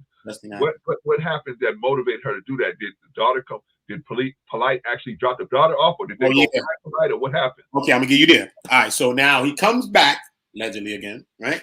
So he comes back to the hotel. Okay. The mother's original hotel. Back to that hotel, wherever. I don't know if he had another room in that hotel. Okay. I don't know, but he had another room that he booked. I don't know why he got this other room. That's what happened with the daughter. Okay. I don't know if he booked this in another hotel or he did. If he did it both, I don't think he did it in the same hotel, right? Right. So he comes back he takes the girl back to the original. For the daughter, the mother's calling. Where y'all at? What the hell? I'm coming out. Ready. Okay. Remember, she coming out. She ready now. Okay. Where you at? She done called probably other people that y'all was supposed to meet up with downstairs in the lobby. Okay. Where you at? Right. Okay. Okay, cool. Gotcha. So now, I guess, when he brings the daughter back, the mom sees that the daughter looked disheveled. Like, I don't know, because you know how you send your kids out. You know how your kids look. Right. You know what I mean? So you know your kid. No matter what. You know if your kid had a bad day today. That's your kid. Right. Unless you're just not in your kid life. But even if you ain't in your kid life, you can know that you just, you know what I'm saying? Come on. You can see something. So I don't know if there's the clothes being disheveled, but for a fact, she said something was wrong with the daughter's mouth. Oh, man. I don't know if it had like some mark or something happened to her mouth. Something was wrong with her mouth. Because this is in the reports saying like something was wrong with the child's mouth as well. So then when they did everything, they come to find out when they end up testing everything, they found like semen stains. They found stains on the ground. On her mouth? They found like 6 stains all around it and saliva stains. Oh my God. All around it, like on the clothes and I think like on her as well too. They found stains on her, and I think on her articles of clothing and stuff Oh like my that. God. So, Oh my gosh. Oh yeah. my God. So the way they looking at it, then I was covering the whole thing on One Community, even the court case, the first court case when he went to court the first day. I had the whole thing. I had the Argument League. They had went down there. Shout out to Suave and Taz. They had went down there at the time, and I got the footage live. And put all your of link that. put your link in the chat, man, so people can go and check that information, man, for themselves, man. I had the whole thing. I put him in court. I had the People versus Brother Polite. I made a whole court case called the People versus Brother Polite. Yeah, you go ahead and drop your channel in there, man. You know, especially before you leave, man. Drop your channel in there so the people can go and see what's going on. Brother M3, what's happening with you, brother? How you doing, brother Clarence? And how you doing as well, brother, man? Hello, my brother. Hopefully I'm pronouncing your name right. It's called the Community. Yeah, Community. Okay, I just want to make sure I pronounce it right. You know, I can only stop by just for a minute before I start my own live stream, but I just wanted to give you my support, Clarence. Thank you, brother. Appreciate you, man. You know, I just now, like, you know, like just got tuned in with the topic, and so far when you guys was talking about kids, it reminded me like of a story that happened to a friend of mine. Okay. One of my friends. I mean, if it's okay, I could share this quick story. Man, come on, share with us. Okay, I just want to make sure, right? Because you got to make sure that as a parent, right, you got to watch your kids, man. You know, you got to be careful, because I know you have some women that are so stuck in love, but they leave like the responsibility for, you know, their boyfriends. They're not stepdaddies or anything, but just leave them in their care, and you just want to have like your hot girl summer. Now, I'm not trying to talk bad about nobody, but what happened was, in this case, and this was really sad too. Yeah. Okay. So the woman, she was going on vacation, or she had to do something. She was going out of town, but she left her daughter in the care of her boyfriend. Now, you know, I'm cool friends with her boyfriend. So, like, you know, I know he's a cool dude. Like, he wouldn't do anything that's harmful to the kid. But however, right, he neglected a little bit of responsibility by allowing her daughter to spend a night at another person's house. Oh my God. And what's worse, what happened was the person, the place that she went to, there was like another adult who, and it was like 5 or 10 kids, so it was a sleepover. Now, you know, he asked the mother for permission, and she was like, okay, cool, go ahead or whatever. But one of the grown men had beef with somebody, and the guy came to shoot up the place. What? Yeah, he really wanted to target at the person, but at that time, when you're just like so full of rage, you don't even care who answers the door. Yeah. And unfortunately, like, the grandma was there, the guy was there, like upstairs somewhere, and they let the little girl answer the front door. Soon as she said, "Who is it?" the guy just started shooting, and she wound up dying. Oh my God! Oh my God! Yeah, that's terrible, man. That is terrible, man. Right in my old neighborhood too, man. Like, you know, it was heartbreaking too, though, because, like, you know, our you know, we try to keep peace, like, in the community. You know, we never had stuff that was like that, but sometimes you bring outsiders in there, and then all of a sudden you're not being careful with your kids, and then, you know, it's too late. Yeah, and the damage has already been done. You know. Yeah, man. Yeah, man. It's so sad, man. My heart goes out to everybody affected by that situation. You, everybody. That's traumatic for even you to even thinking to say that story again, too, man. You know, so it's a very, very sad situation, man. You know, I hope that that family and everybody receive justice, man. You know, so many things go unsolved. A lot of people need to come up off these streets, man. You know what I mean? It's really crazy sometimes, man. You know, and I was out there doing a lot of things that I deserved to get myself up out those streets too. Probably could have been in jail too for some of the things that I was doing. Yeah. You know what I mean? So I'm not above it. You know what I mean? I'm not above it. You know what I'm saying? Honestly. Yeah, man. No, I hear you, man. And thank you too, though, for your condolences. Now, justice has been served because the guy was trying to get away and go to Texas, and then he got caught. Because one of his associates snitched on him, which in this case it was a good thing, you know. Right. It was. But the thing is, like, you would as a mother, you could never, or a parent, you could just never heal from that. And you know, that's the part that's always going to be like, you know, just it's just sad. You know, that's all I could really say about it. You know. But can I ask you something on M3? So, like, right, you see, like in that, like at that point right there, that's the piggyback over that, right? You see how you said, like, as a parent, like, you always gonna live with that stigma, like, even like you let your child, like, da da da da, like you told your child, like, whatever, you always gonna forever live with that stigma, right? So for people to turn around sometimes and just to blame the parent in some situations, sometimes it'd be kind of like crazy, because we know sometimes like a parent probably didn't mean or didn't want that to happen, you know what I mean?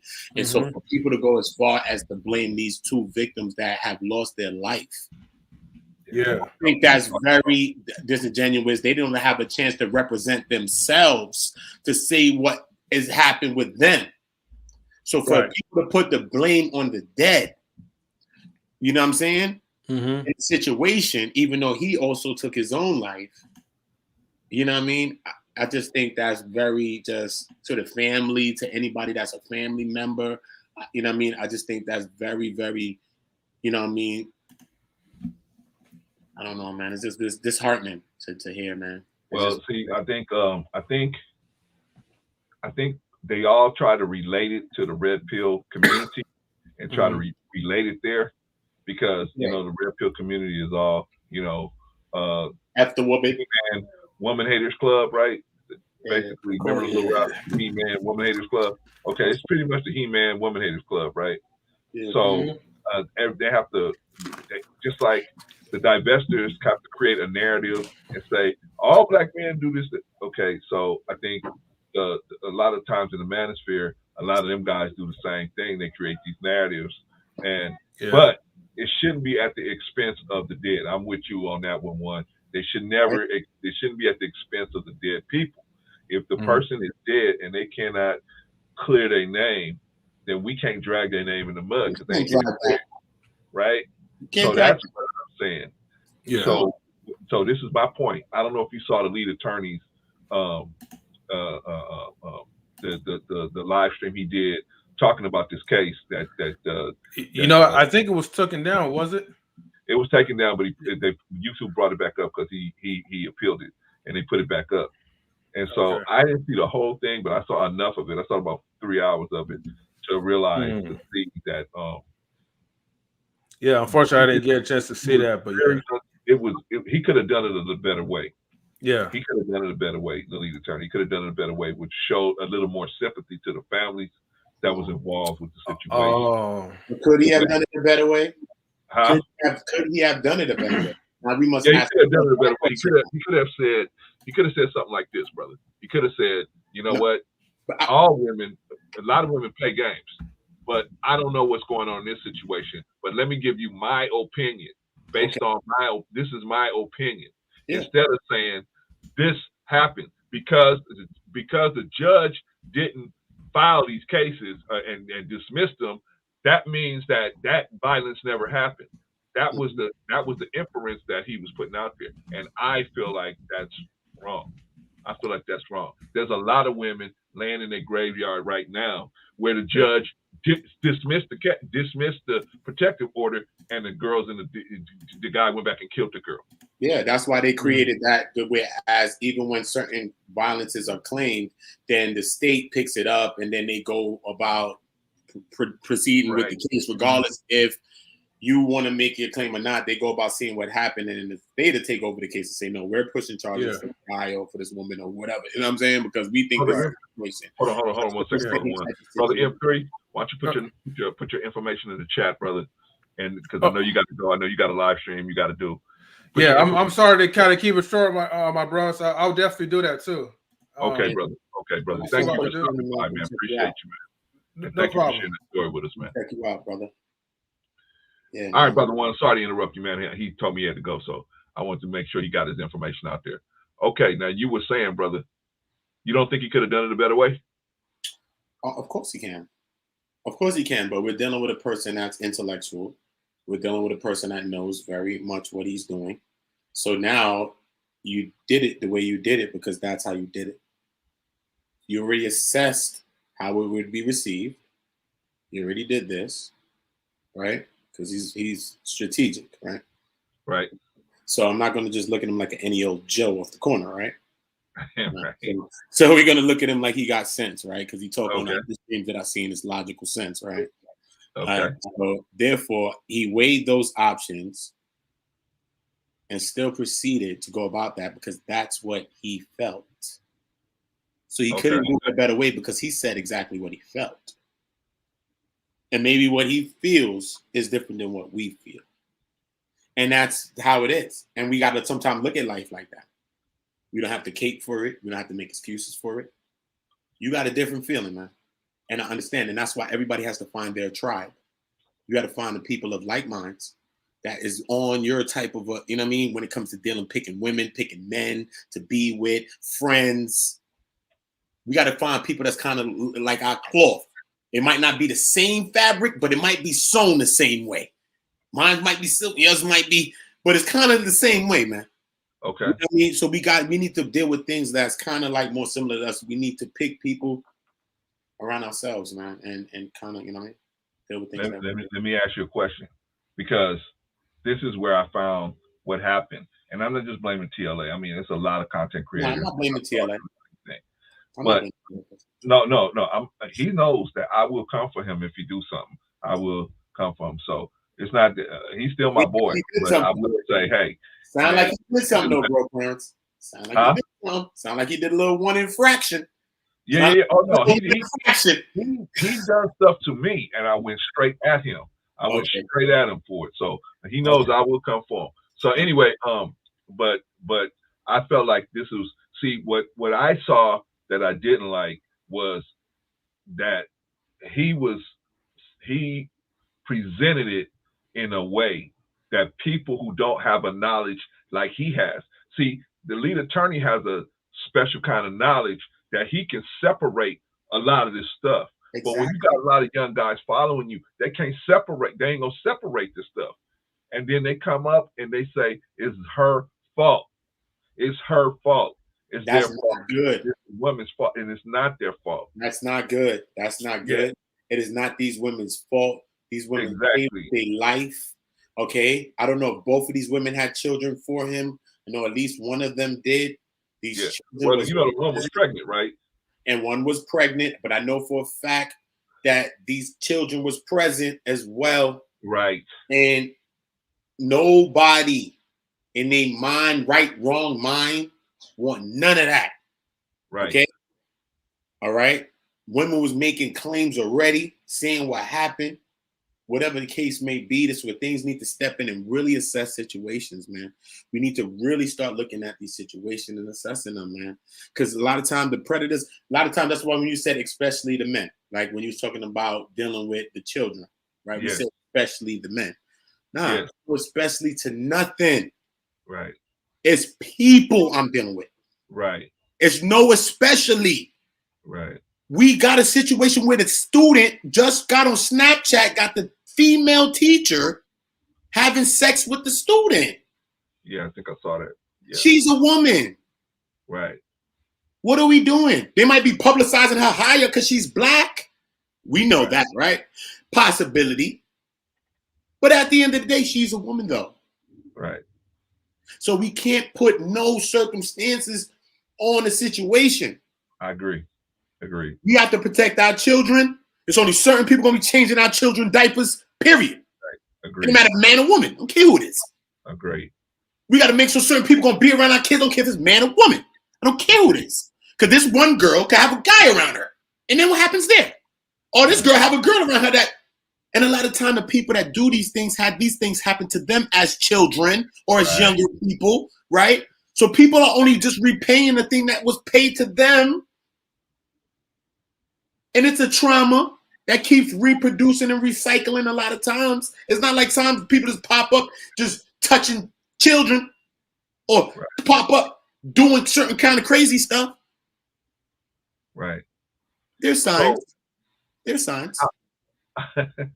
How do we, okay, brother, well, how do we if we have this issue, we have this issue in our community. Well, it's in every community, so I don't want to just say it's our community. In our community. We're talking about our community. how can we Talk about our community. how can we reduce the number of incidents like this occurring where these children are being um, dealt with in a way that they shouldn't be dealt with. How can we reduce these incidents? What is the way, or what is a way? What is a way, right? Because there's no specifics to nothing. Right. One, awareness all the time. Us constantly bringing awareness. I do a lot of this on my channel. I've been doing those things, constantly bringing awareness. We got to stay vigilant on these type of things. You know what I mean? Because one day is somebody's kid, and then the next day is yours. We got to understand that there's a war that's happening on us, but the war is happening on our children. You know what I mean? For them, for their sexuality, for what they want to choose to be, for everything. And with society works, is society wants to choose everything for us all. Whether you believe that you're free in your brain or not, if you have not gone through the knowledge to free your own brain, then you're not free at all, right? You've been given the knowledge by your captors or your captors. So, like I said, these people kidnapped the people, right? And the people were here, right? So we agree on this, right? Okay. Right. The kidnappers, because we all got Stockholm syndrome, act like this shit ain't happened, right? So look, the kidnappers is gonna tell you everything in the house, but they not gonna tell you how to turn those locks on the door. Okay. You want to go look out the window? Oh shit! It's a fire escape too. The fire escape don't even got a ladder. You want to jump? I have to jump. They never told you about that part because you figured that out yourself. That you're gonna have to jump, right? And they think that you're not gonna do that, right? Because you done came so far that you're so high up that when you look down, it's like, damn, you're looking back. When you look down, you look back into the past. A lot of our situations are from the past. When we look at an adult, male or female, and we look at situations that they're going through even in their adulthood, we say, hold up, we have to go back into your childhood to even figure out what happened to you. And then we got to go through ACEs, adverse childhood experiences, and everything that happened to you as a child or whatever. You've been the stimuli and the things that happen around you as a child, which has affected you now. And that's why you act as an adult, right? Right. So when we think a nation of people that's been traumatized, brutalized for 100 years, 400 years, all kind of years, whatever years you want to put on it, right? If you have to go back to a person's childhood to understand the trauma that they understand in their adulthood, and that's only about 30, 40 years, the hell is that, right? So then that means that imagine a nation of people. Hold on, brother. Hold on. I hear you, brother. Hold on. Lead attorney, I'm glad you here, brother. You gotta come, lead. Cam up if you can. I understand if you don't have time and you lead make some time. But if you got time to cam up, I'd like you to cam up, brother, lead. because we got some questions for you, brother. We love you, brother. We got some questions for you, brother. We got some questions for you. We want to put you on the carpet if you got a minute, man. I watch you, brother, and you are very hey, lead attorney. Well, we ain't gonna make you wait 2 hours in the back, brother. We're gonna bring you right on up, man. I just want to tell them, at the end of the day, I look at the lead attorney. Watch this. Hey, brother one, watch this. Hey, lead attorney. Hey, when you come up, you can even shut your channel out. Shout out to the 100,000 now. No, man, it's all good. But hey, brother Lee, we do have some questions for you, man. I just got one, man. I just want to know. I would like to know his thought. You know what I mean? I like to hear things from the horse's mouth. You know, he I might like be to from the horse. What time is it? To the horse, man. It's 9 o'clock down there. He might be going salsa dancing or something. But hey, man, if you got time, lead attorney, we definitely want to ask you some questions. What's a question you would like to ask him, brother one? What's something you would like to ask the brother? I would like to ask him, based on a response to the video, how does he feel about the video now? Whether it's backup or not, how does he feel about the video now? Does he feel like, did he say anything in a way or not? Or does he still stand on how he projected? Wait a minute, brother. Here we go. Let me introduce this brother. This brother here, me and him got into it, but me and him made up, man. And this is my brother. But even though he's my brother, I will tell him when I think that he made a mistake on something. Man, the brother has been nice enough to come up here and Bless cam up. Let's bring him up. The lead attorney. What is up, my brother? Brother Clarence, how are you doing? I'm all right, man. I'm glad you got an avatar because I don't want to see you. I don't want to see you waving that hand, man. I know I've been trouble like waving that hand. Yeah, I'm about to get something to eat, but I saw you on here. It looks like everybody streams at night, so sometimes I just drop in and just say hey. And I saw you were streaming, so I just wanted to drop in and say hey and support you. Shout out to OG Patrice in the house Yeah, as well. yeah. Brother Lee.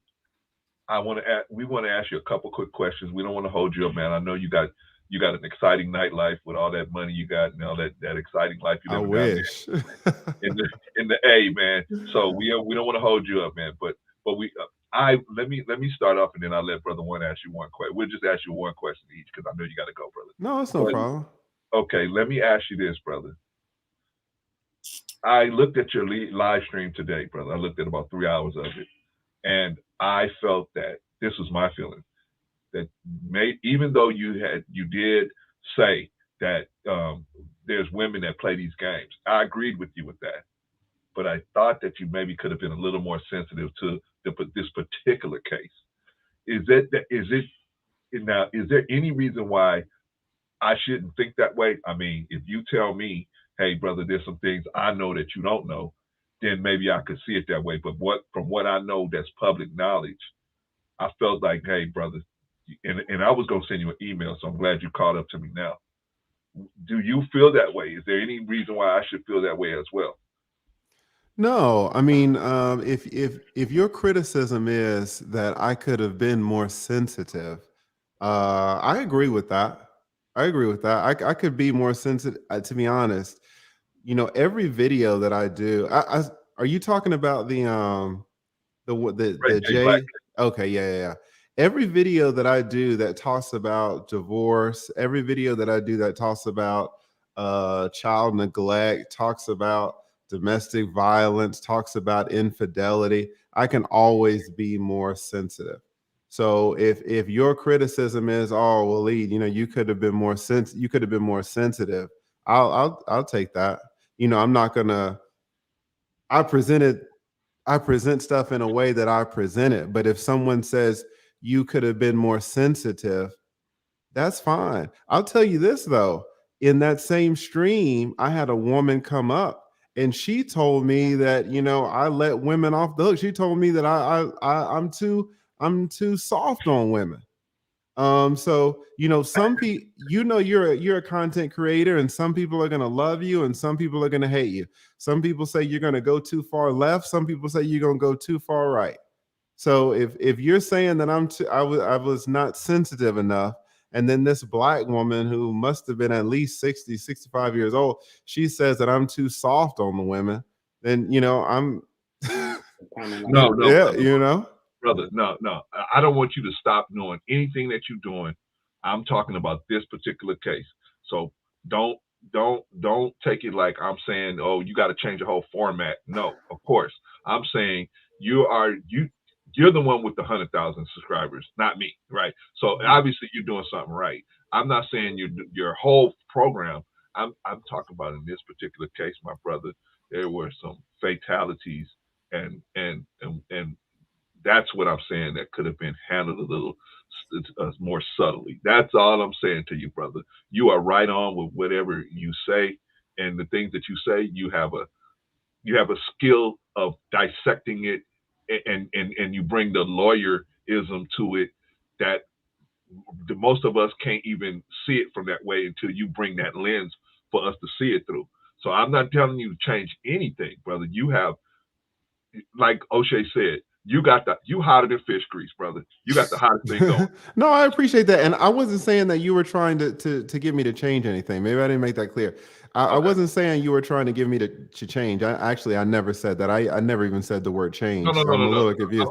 I was just trying to say that, like when you were saying that, I do a lot of different things that people tell me, oh, I should change this. So I'm just speaking for myself. I don't want you to change it. You never said that, so I'm not going to somebody don't clip this and say, "Oh, but Claire said he's trying to change it." I'm not trying to tell you that. All I'm saying is, I'm speaking for myself. I Yeah. love the program and most of the people that do. But what I'm saying is, I'm not coming from a place where I want you to be like softballing everybody. I just was talking about this particular case. Yeah, and that's That's the all. thing though. It's always this particular case to somebody. You can watch my streams for a year and you will see men and they'll say, "Oh, in a particular stream, oh lead, you let her talk too much," or "Oh, you should have kicked her out early." I don't know how you had the patience to talk about her, right? And you'll see women sometimes say, "Oh, lead, you shouldn't have, you were too aggressive with this situation, or you should have let her talk more, or you interrupted her." If you put out content for a year, for a straight year, people are going to say in certain situations you were too heavy-handed, you were too rough, and then in other situations, people are going to say, "Hey, you were too sensitive, you were too emotional." All right. I did a video, a live stream. You're saying that I was too heavy-handed, I wasn't sensitive enough to the issues. I get it. Okay. Can I I ask get it. Absolutely. This is what I would ask you, right, Lee? Mhm. Because I watch your show too, man. I watch you. You know what I mean? I rock with your show, right? So Mhm. like in the wake of all the whole show, right? So they said that it was taken down, but it went back up. Is that true too? Yes, it was taken down because I mentioned deletion, and they don't like that. In fact, YouTube sent me and other content creators who talked about this, they sent me an email, a separate email, saying that they were concerned that I was going to delete myself. And they sent me a 1-800 number and I should call and I should get help. And in fact, since that day, they've sent me an email, that same email every single day. They sent it to me today around 3 o'clock. So they're taking this delete, and that was a lesson for me because I say the N word. People say, "Oh, don't say the N word," and I'll say it, right? Yeah. And it's been times when they say, "Don't say the grape word," right? And people accidentally say it, and those videos, even though they get demonetized, I'm able to appeal them and have them monetized. So people said the deletion word, the S word, and I felt it was the same way. I learned that it was not the same way. That is a special word, and to everybody, I learned that that's a word that they take very seriously. So now I've learned that I'm going to take that word very seriously. That's a word you got to jump on because they were not playing. Even to watch that video now, not only is it demonetized, but you got to click like a warning just to see it. You got to click to say that you're over 18 and this and that and all these warnings. So it's YouTube takes it for real. Okay. Okay. Well, brother, hey, look, man, I know that you got things to do, man. So we ain't trying Well, to hold. I got. If you want to You got talk a about minute? 10 Now more I just minutes, got a yeah, I want to ask him one thing though. Okay. Look, You yeah, got a no minute, problem. brother. you got the video, right? So you got this video, right? It can't be just brother Clarence that felt like he thought something about the video, right, Lee? It can't just be brother Clarence that felt he felt something about the video, right? So you get comments, you got some things, so right? So after you do this video, it's down, it comes back up and all that. So what's your take on the video after doing the video? How do you feel about the video that you did? Because we do videos sometimes in our spirit, how we feel, and sometimes it just be random, just be us as we doing things. So coming back to the video now, how do you feel about the video that you did? Well, I haven't watched the video. What about the responses? Here's the thing, and I did a collaboration today this afternoon with Bernard Riley, and Right. he kind of asked me this too because some people were sending me stuff saying, "Hey, what's going on with this video lead?" And I haven't watched any of the response videos. All I've seen are the comments. I don't know if you guys have seen the comments of those videos. At least when I was seeing them, those comments, when the video got taken down and when the video got put up, hundreds and hundreds of comments saying, "Man, thank you so much for this video. We really need this conversation. This is such a tough conversation. This is such an important topic." So that's what I've seen. Maybe you guys have seen something different. No, I was asking your view on how you felt about it. I haven't gone back and seen it. I don't, sometimes, let's say in a you've seen a lot of reviews. You've seen people saying this video No, I haven't seen any reviews. I'm talking about the comments from your comments saying like people saying like, yo, we like this video. This video really hit the nail and on certain topics or whatever the case may be. That's what you feel. Yeah, I'm putting up clips to that video. I put up a clip today. I put up a clip yesterday. I put up the clip the day before, I think.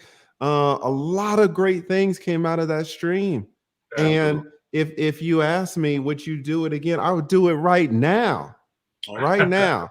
Now, you know, if I'm going to be honest, if you show me any stream that I've done and you give me the opportunity to go back and study it and not be speaking in real time, and would I change a word here and would I change a phrase there, I would do that. You know, in school, if you give me a test and let me take it twice, you know, there are going to be some different answers.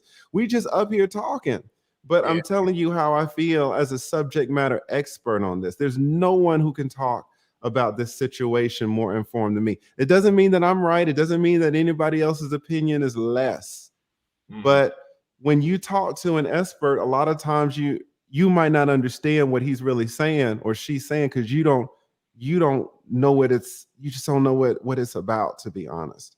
You know, you can if I talk to an NFL running back and I'm like, oh, you know, you should have hit the A gap on this, or you should have done that, or I don't agree with your decision to run over here, or I don't agree with your decision. Like, have you played in the NFL? That's not to say that your opinion isn't valued, but you know, should you take a step back and before you start talking, just think, you know, maybe think about it for 24 hours, just think.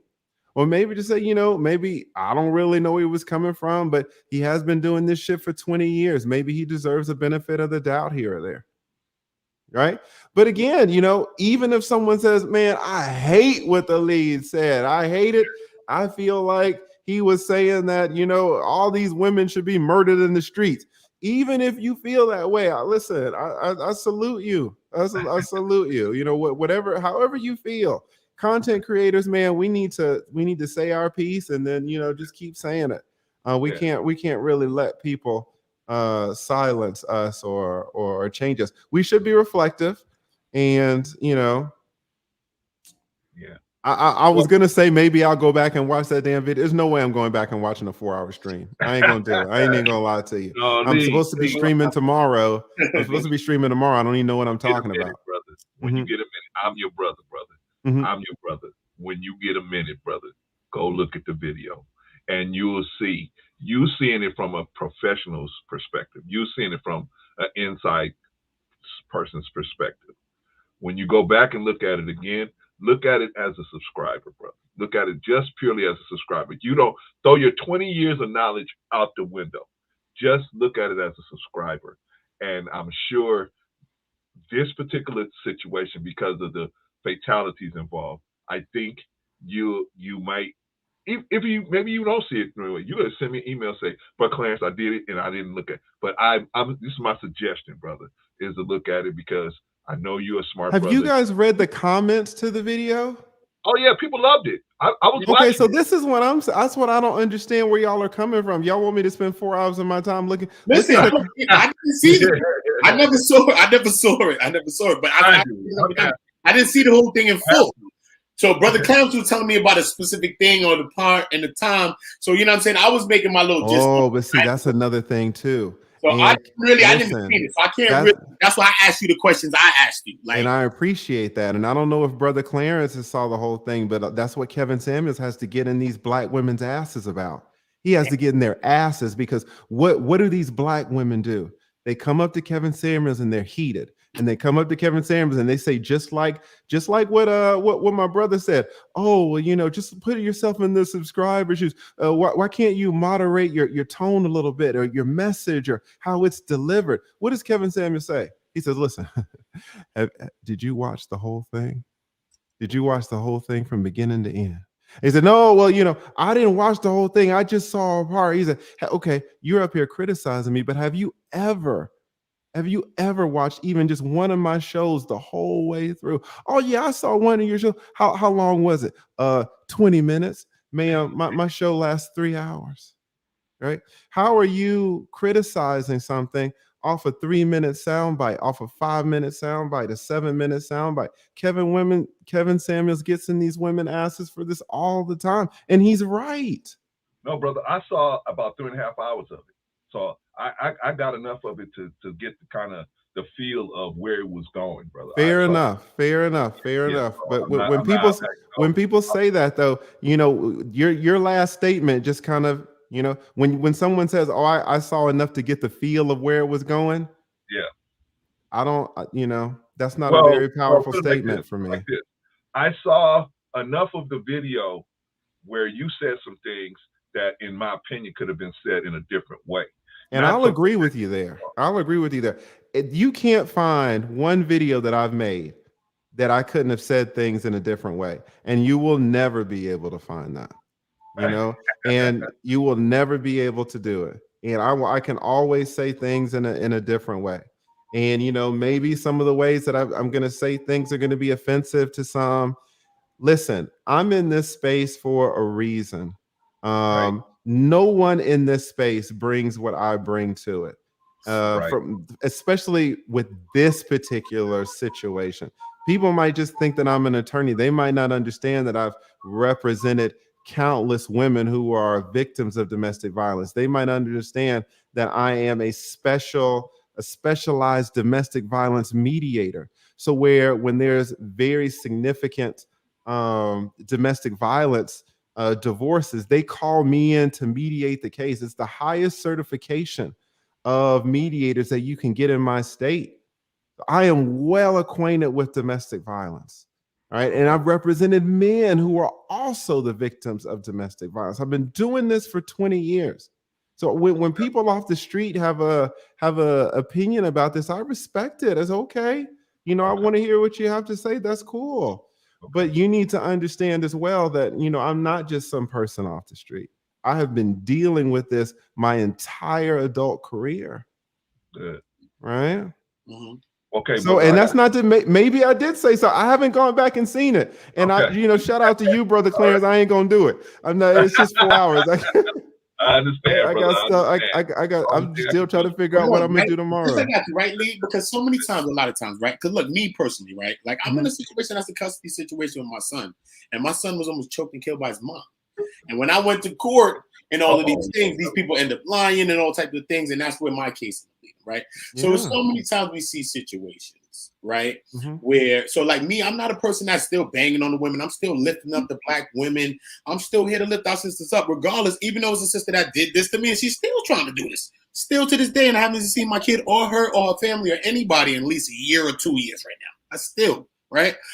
But a lot of times, Okay. Well, I understand why you don't agree with my shit then, because no, I I never said I didn't agree. I don't. okay, because Look, that's crazy. I don't have no disdain for nothing though. Okay. Because the first time I really heard about you was because someone told me, a woman told me to look you up. They was like, Mhm. nah, it's a brother that's like a lawyer, man. He talking about fathers and cases and all that. That's why I looked you up. I'm Yeah. swearing to my mother. That's why I was referred to your channel months back, brother. That's why. So No, well, I appreciate that. Yeah, we you know yeah, some and I got shout out to I think I saw E Blackett here and yeah. you know with your situation where you say some woman tried to choke your son and you still lifting her up. That would not be my stance. I'm not lifting her up because I went to court and I'm doing that. And I'm in court with her. But I'm just saying I'm still here lifting a black woman. Like Oh, some okay, people I go got through what you're saying. situations, right? Yeah. And they use that to bang on every woman because now every woman's a B and all this other stuff. Right. Just based on this one black woman that did this to me, which was Gotcha. a case. So I'm not one of those people that's just that judgmental that I'm seeing things like that, right? But Gotcha. see some situations that it leads me to say this though, right? So when we see some situations that's happening where we see people blame the mom, like even in the brother Polite situation, I don't know if you as privy on it, what happened there. I don't know about I that know. at all. But Mhm. like sometimes when situations happen where there's a mom involved in things where people blame the mom in a situation, you know what I'm saying? But in a situation like this one, you know, I think it's like a kind of a particular case. And Who did I blame in this I'm not saying situation? you, I'm just talking about for people that do things like No, I'm this. just let me ask Brother Clarence, who did I blame in this situation? I'm not saying. I see. That's the thing. I said in the beginning of this live stream, you didn't directly blame anyone, but Okay. it was structured in a way by if you don't have the you don't have know how to separate everything properly, it would look like, and a lot of these young guys are not going to be able to separate it in because of the way it was structured.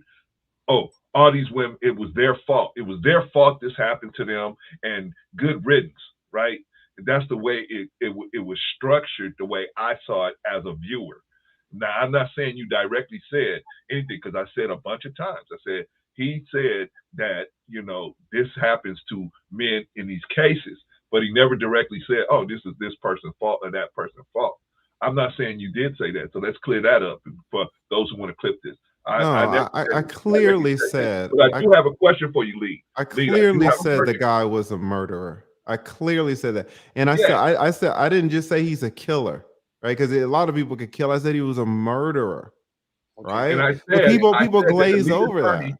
I said, I'm sure that the lead attorney, I know that he is not promoting this guy and what he did. He's not promoting that. I already said that. So we know that. But what we're trying to get is, what I was trying to come from, and I'm going to let you talk, OG Patrice, but what I was trying to come from is the fact that the way it was laid out, and to understand that the younger guys going to get. But I have another pertinent question that you raised when you were talking about it. And one of the clips you need to clip is when you tore that girl a new behind. That was a good clip. You need to clip that one and put that one up. I think that one's already up. People are doing reaction. People are doing. I saw a ton of reaction videos today. Yeah, they are. That was pretty funny. Okay, but I got a real question for you, brother. You as a 20-year lawyer. Now, you were saying that because the brother came on there. I forgot the brother's name. The consulting brother. The consulting brother said, I don't know if it was him, so let me back up. I don't remember exactly who said it, but one of the brothers said that he had all these domestic violence things filed against him. And you said they were all dismissed. And so my question to you is, because they're all dismissed, does that mean that he didn't commit those acts of violence? No. That doesn't mean that. It just means, and just like if he had 5 domestic violence orders and they were all granted, it doesn't mean that, he committed domestic violence in those whole times. But it's a fact. All right. At least it was a fact at the time. So, I don't want to get to the point where we can't state facts. No. I don't either, brother. I don't either. The only reason why I'm asking this is because when you said that, it totally disarmed the brother. And so I wanted it to be like, okay, that's just because that happened doesn't mean that just because all those domestic violence things was dismissed doesn't mean that they didn't take place, or at least 1 or 2 of them didn't take place. That's absolutely that's right. all I'm saying. I don't want to throw her whole situation away just because those things were not they were dismissed. That's all I'm saying. I think absolutely. I mean, she's a victim in this, right? She got murdered. Right. So absolutely. But if we could get like the reports, right? Let's say these people take a look up this case or the situation or something like this to see like what is it to make this, when we look at the situation, to see what did they see in that situation to maybe dismiss it. Because all of these things be like public record and things like that, right?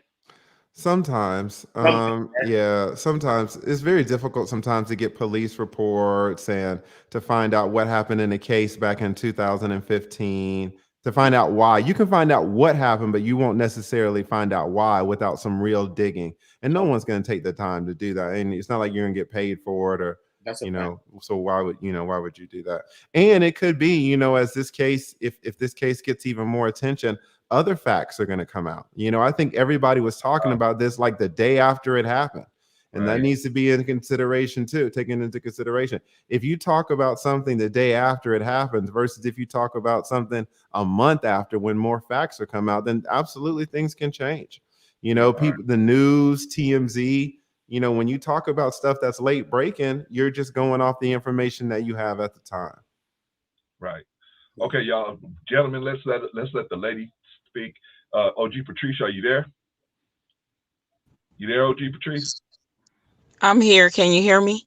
We can hear you now. OG Patrice, salute. Okay. Hey, gentlemen. Hey, Lee. Okay, so I think that the perspective that a lot that are coming from a lot of people on the other side of the spectrum is that there was insensitive there, and there was a perspective that, yeah, they did feel like Lead was saying that the guy had justification. He was pushed, he was coerced, he was so now I saw the whole stream. I even got up there. Remember, Lead, I got up there because I told my situation with my son's father and my son what he went through.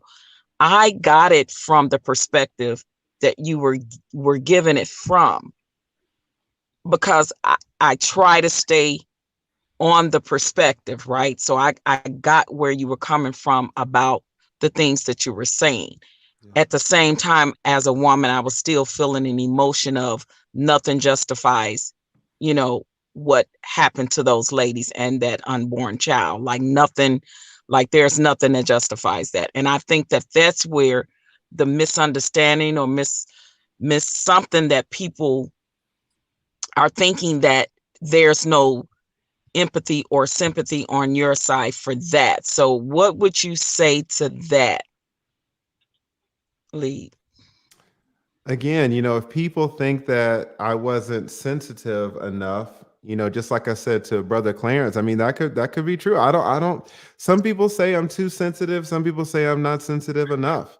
I look back at these comments, and some of these comments are like, man, this is such a great stream. We need this type of discussion.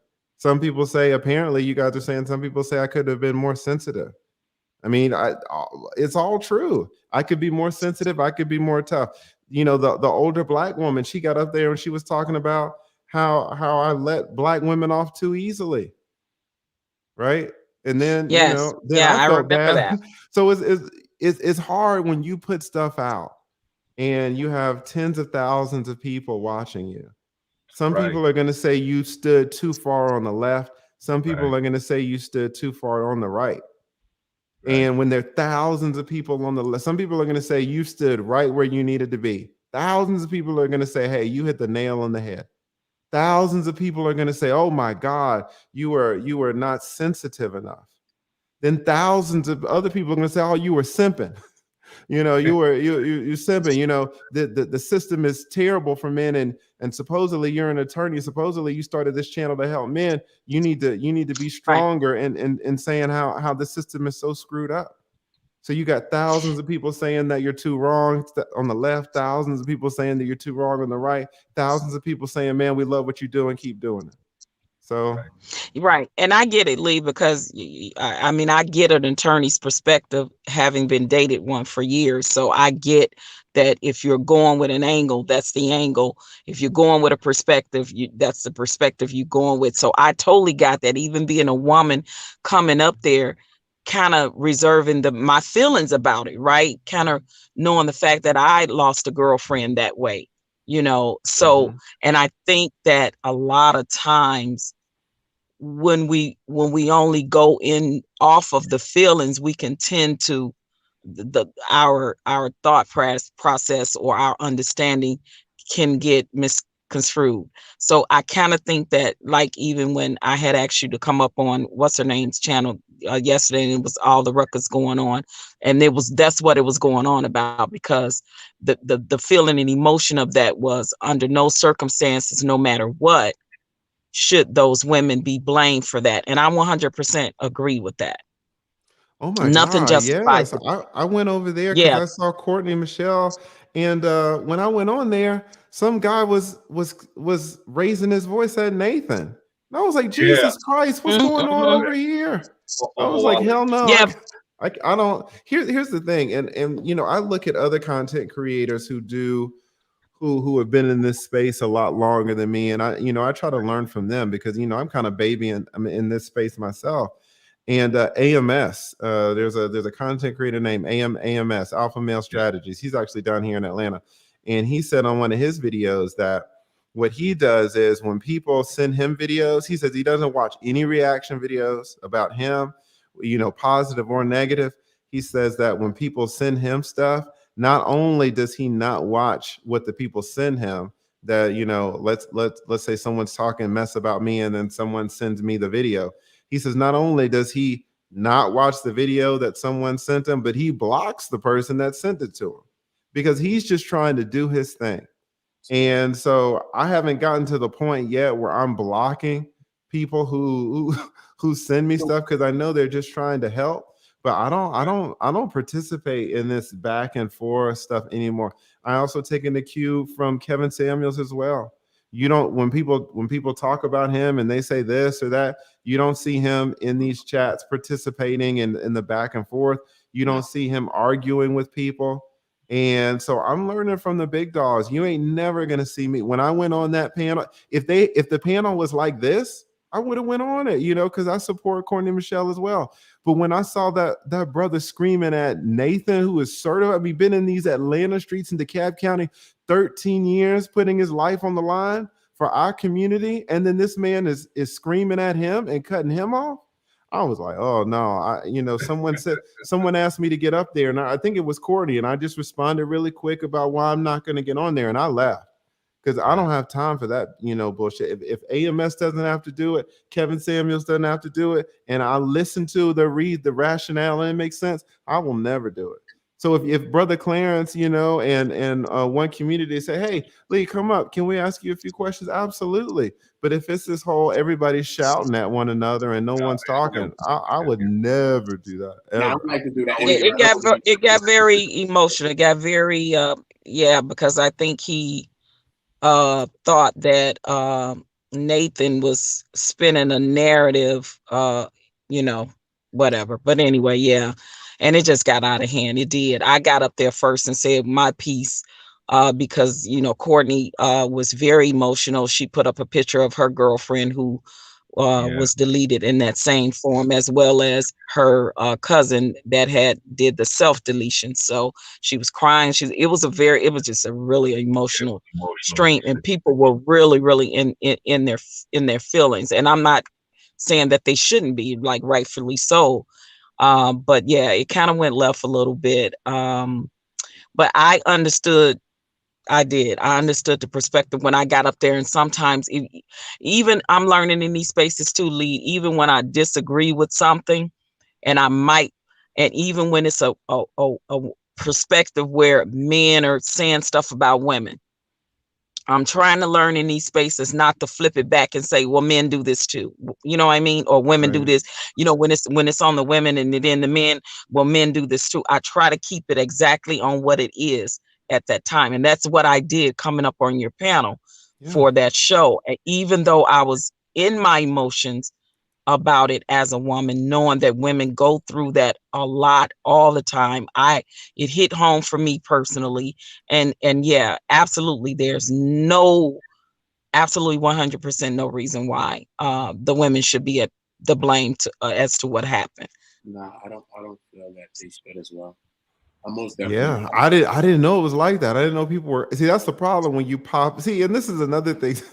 This is another thing too. When I try to support people, and so I will pop in, and I've noticed that a lot of times I'll pop in, and people will tell me to hop on the stream, and I come on the stream, and I don't know what the topic is. Just like now, I knew kind of the topic from the title, so at least Brother Clarence, he titled his video properly. So I went in there and I saw he was live, so I just jumped in.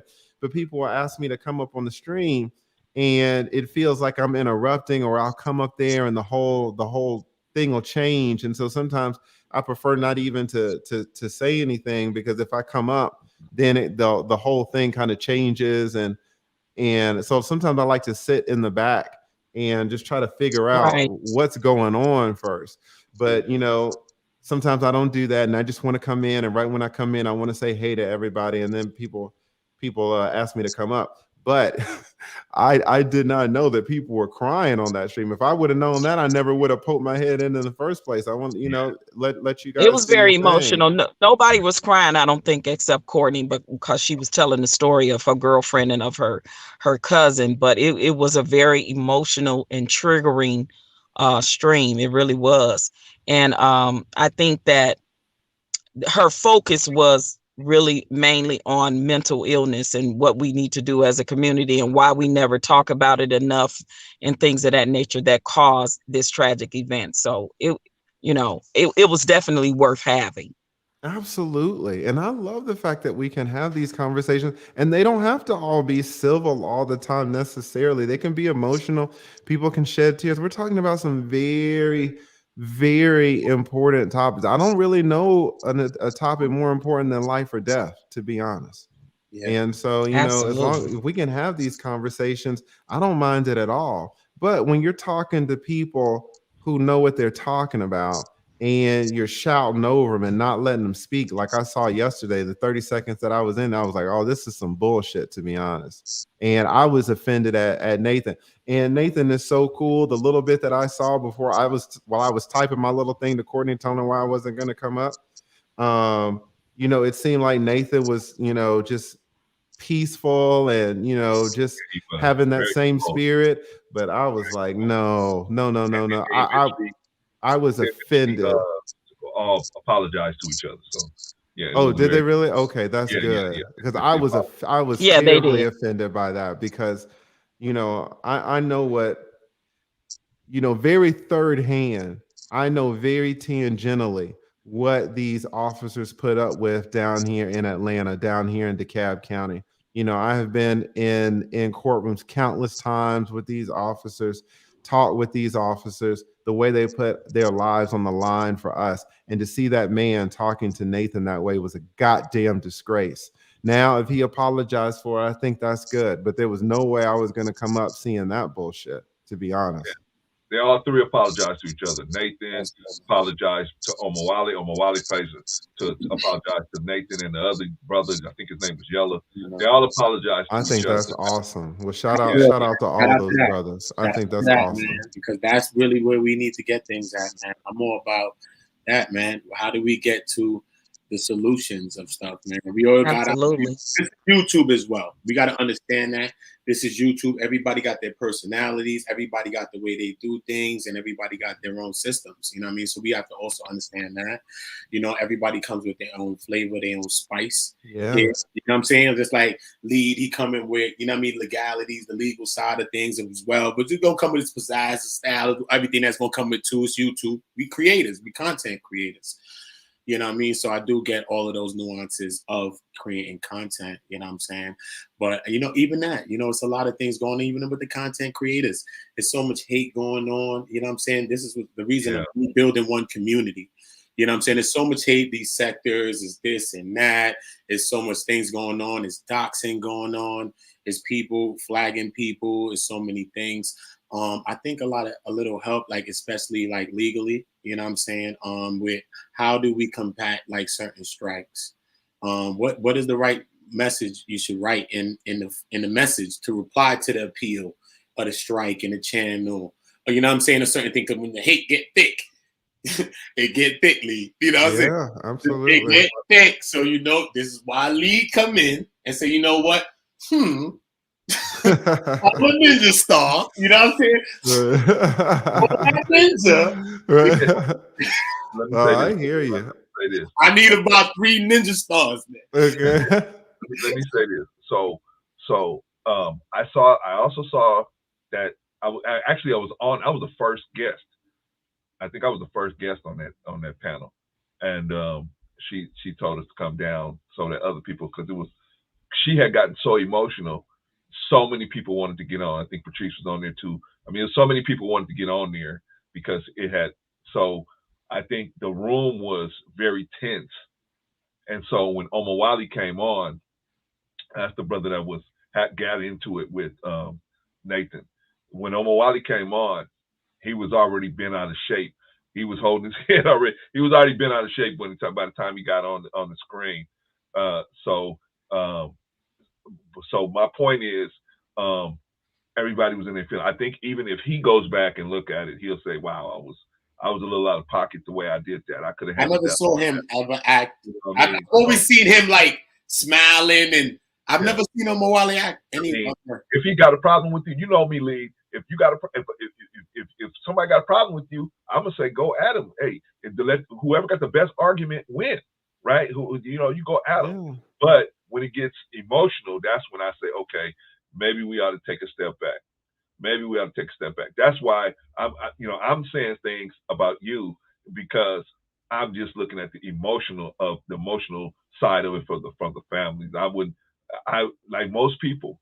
We down with you. We rock with you. Yeah. It's just maybe we say it this way, but you say it this way. I know you well enough to know, hey, Clarence, you got 400 subscribers. I got 100,000. Okay, so No, but maybe it's not even about the subscribers. It really isn't. You know, it's just about people are going to express themselves in a certain way, and sometimes people are going to talk about a topic and they don't agree. You know, with the whole situation with the Courtney, you know, I'm so glad that everybody that everybody apologized and it turned out great, because you know you can turn something that's ugly, you know, with a few apologies, now it turns into something that's beautiful, something that's productive. So I think that's awesome. And at the end of the day, man, listen, this is YouTube, and you know, we're all just people, and you're gonna agree with some things and you're not gonna agree with others, and it's a new day, right? But you know, people, I think we also have an obligation to tell things from our perspective, right. you know, and that's what I was doing. And I look at those comments, and you know, I don't know how many comments there are on that video, and I'm sure some of them are like, oh my God, I can't believe you said that. And then I'm Right. sure some of the comments are, oh, you didn't go far enough. Right. And some of the comments are like, man, you hit the nail on the head. And as a content creator, that is exactly what I want. As a content creator, if I had 500 comments on my video and everybody said, oh, this is great, I would be worried, because that means that I'm creating an echo chamber. I'm not being Right. nuanced enough. Right. I know. And when I started that stream, when I hit the record button, one of the first messages that was out of my mouth was that this was going to be a hard discussion, and it was going to be dangerous, because we're going to try to talk about nuance, which is something that you cannot really do effectively on YouTube. And so I knew that it was going to be a rough one. And if you're coming up, if you're telling me, oh, Lee, that was a rough one, I was like, I get it, because it required a lot of nuance. But you know, listen, we just still do it and we go on, right? So, but yeah, I don't want to take up too much of your time. Thank you Okay. so much for having me up here, brother Clarence. You know, I Hold on, always Lee. appreciate it. Lee, hold on. I know you about to roll, and we appreciate that you took the time out of your busy schedule to stop by. I just want to say, this brother gave me my first Cash App. Very first Cash App this brother gave it to me. I'm always, but if I feel he wrong, he know I'm gonna come for him. I still love him, but I'm gonna come for him and tell him what I think, and he's gonna do what he want to do. Just like Daryl Long, they're gonna just do what they want to do. But I would at least tell them, hey, brother, I feel like this could have happened a better way. But I'm always appreciate the lead attorney, man. Really sincere guy, and I never got to tell you. Salute to you for hitting 100,000, brother. We appreciate you. We thank you. We rock with you, man. And when you're wrong, we're gonna tell you. I appreciate that. And I see E Black's comment that says, sorry, Lee, sometimes, but the comments are going to be real with you. And I don't think he knows how the internet works, because a lot of times these damn comments are too real. You know, I don't think I've ever had a person comment something where they thought it was a lie, because the internet is such where people go overboard with their truth. Right. I don't know somebody on Twitter who really hates you says, oh, I love you so much. That's not how the internet works. People come way harder than they should. Brother, you're talking to people. None of us have a clue what having 100,000 plus subscribers looks like. So a lot of the comments that we make in here is us, making it from where we stand on the mountain. Where you standing, where there's 100,000, you got to play the game a little different than us, and we understand that. So most of us do. So just understand that a lot of times you're gonna have people say things to you, but that's because we looking at it from our perspective down here on the bottom of the mountain. I see what you're saying. Okay. You know what I'm saying? Yeah. So E Black not looking at this right because his channel's tiny. Is that what he's saying? I'm just teasing. Hey, real quick though, you brought up your boy Daryl. What happened to his channel? Someone said that it got taken down. Hey, E Black could probably explain that, but don't you say nothing, E Black. Don't you say nothing, E Black. In one community, you didn't know his channel got taken down? No, I did not. Or I think it got put on hold for 30 days or something. But I love all the brothers, man. I be trying to. Let me give y'all the short version, because I know Lee got to go. I'm gonna give y'all the short version. The short version of it is, is that he got some copyright strikes from another content creator. He got a couple of copyright strikes, and therefore they shut him down, I think, for 30 days. Or I don't know if they even shut it down, terminated it totally. I don't have the information, all that information. E Black, be quiet. Let me tell the story. So He that's said what happened. bootlegger. Right? Yeah, that's what happened with him. But E Black, there's a lot of Oh, Juana Washington says he has a new channel up. Okay, listen, yeah, you can't keep a good man down, right? He started a new channel. That's what's up. Man. But hey, Lee, I know you got to go, man. I appreciate you stopping by. Thank you, and as always, man, keep doing a good job, man. But if at some point you get 4 hours before the new year, man, go check that video out, man.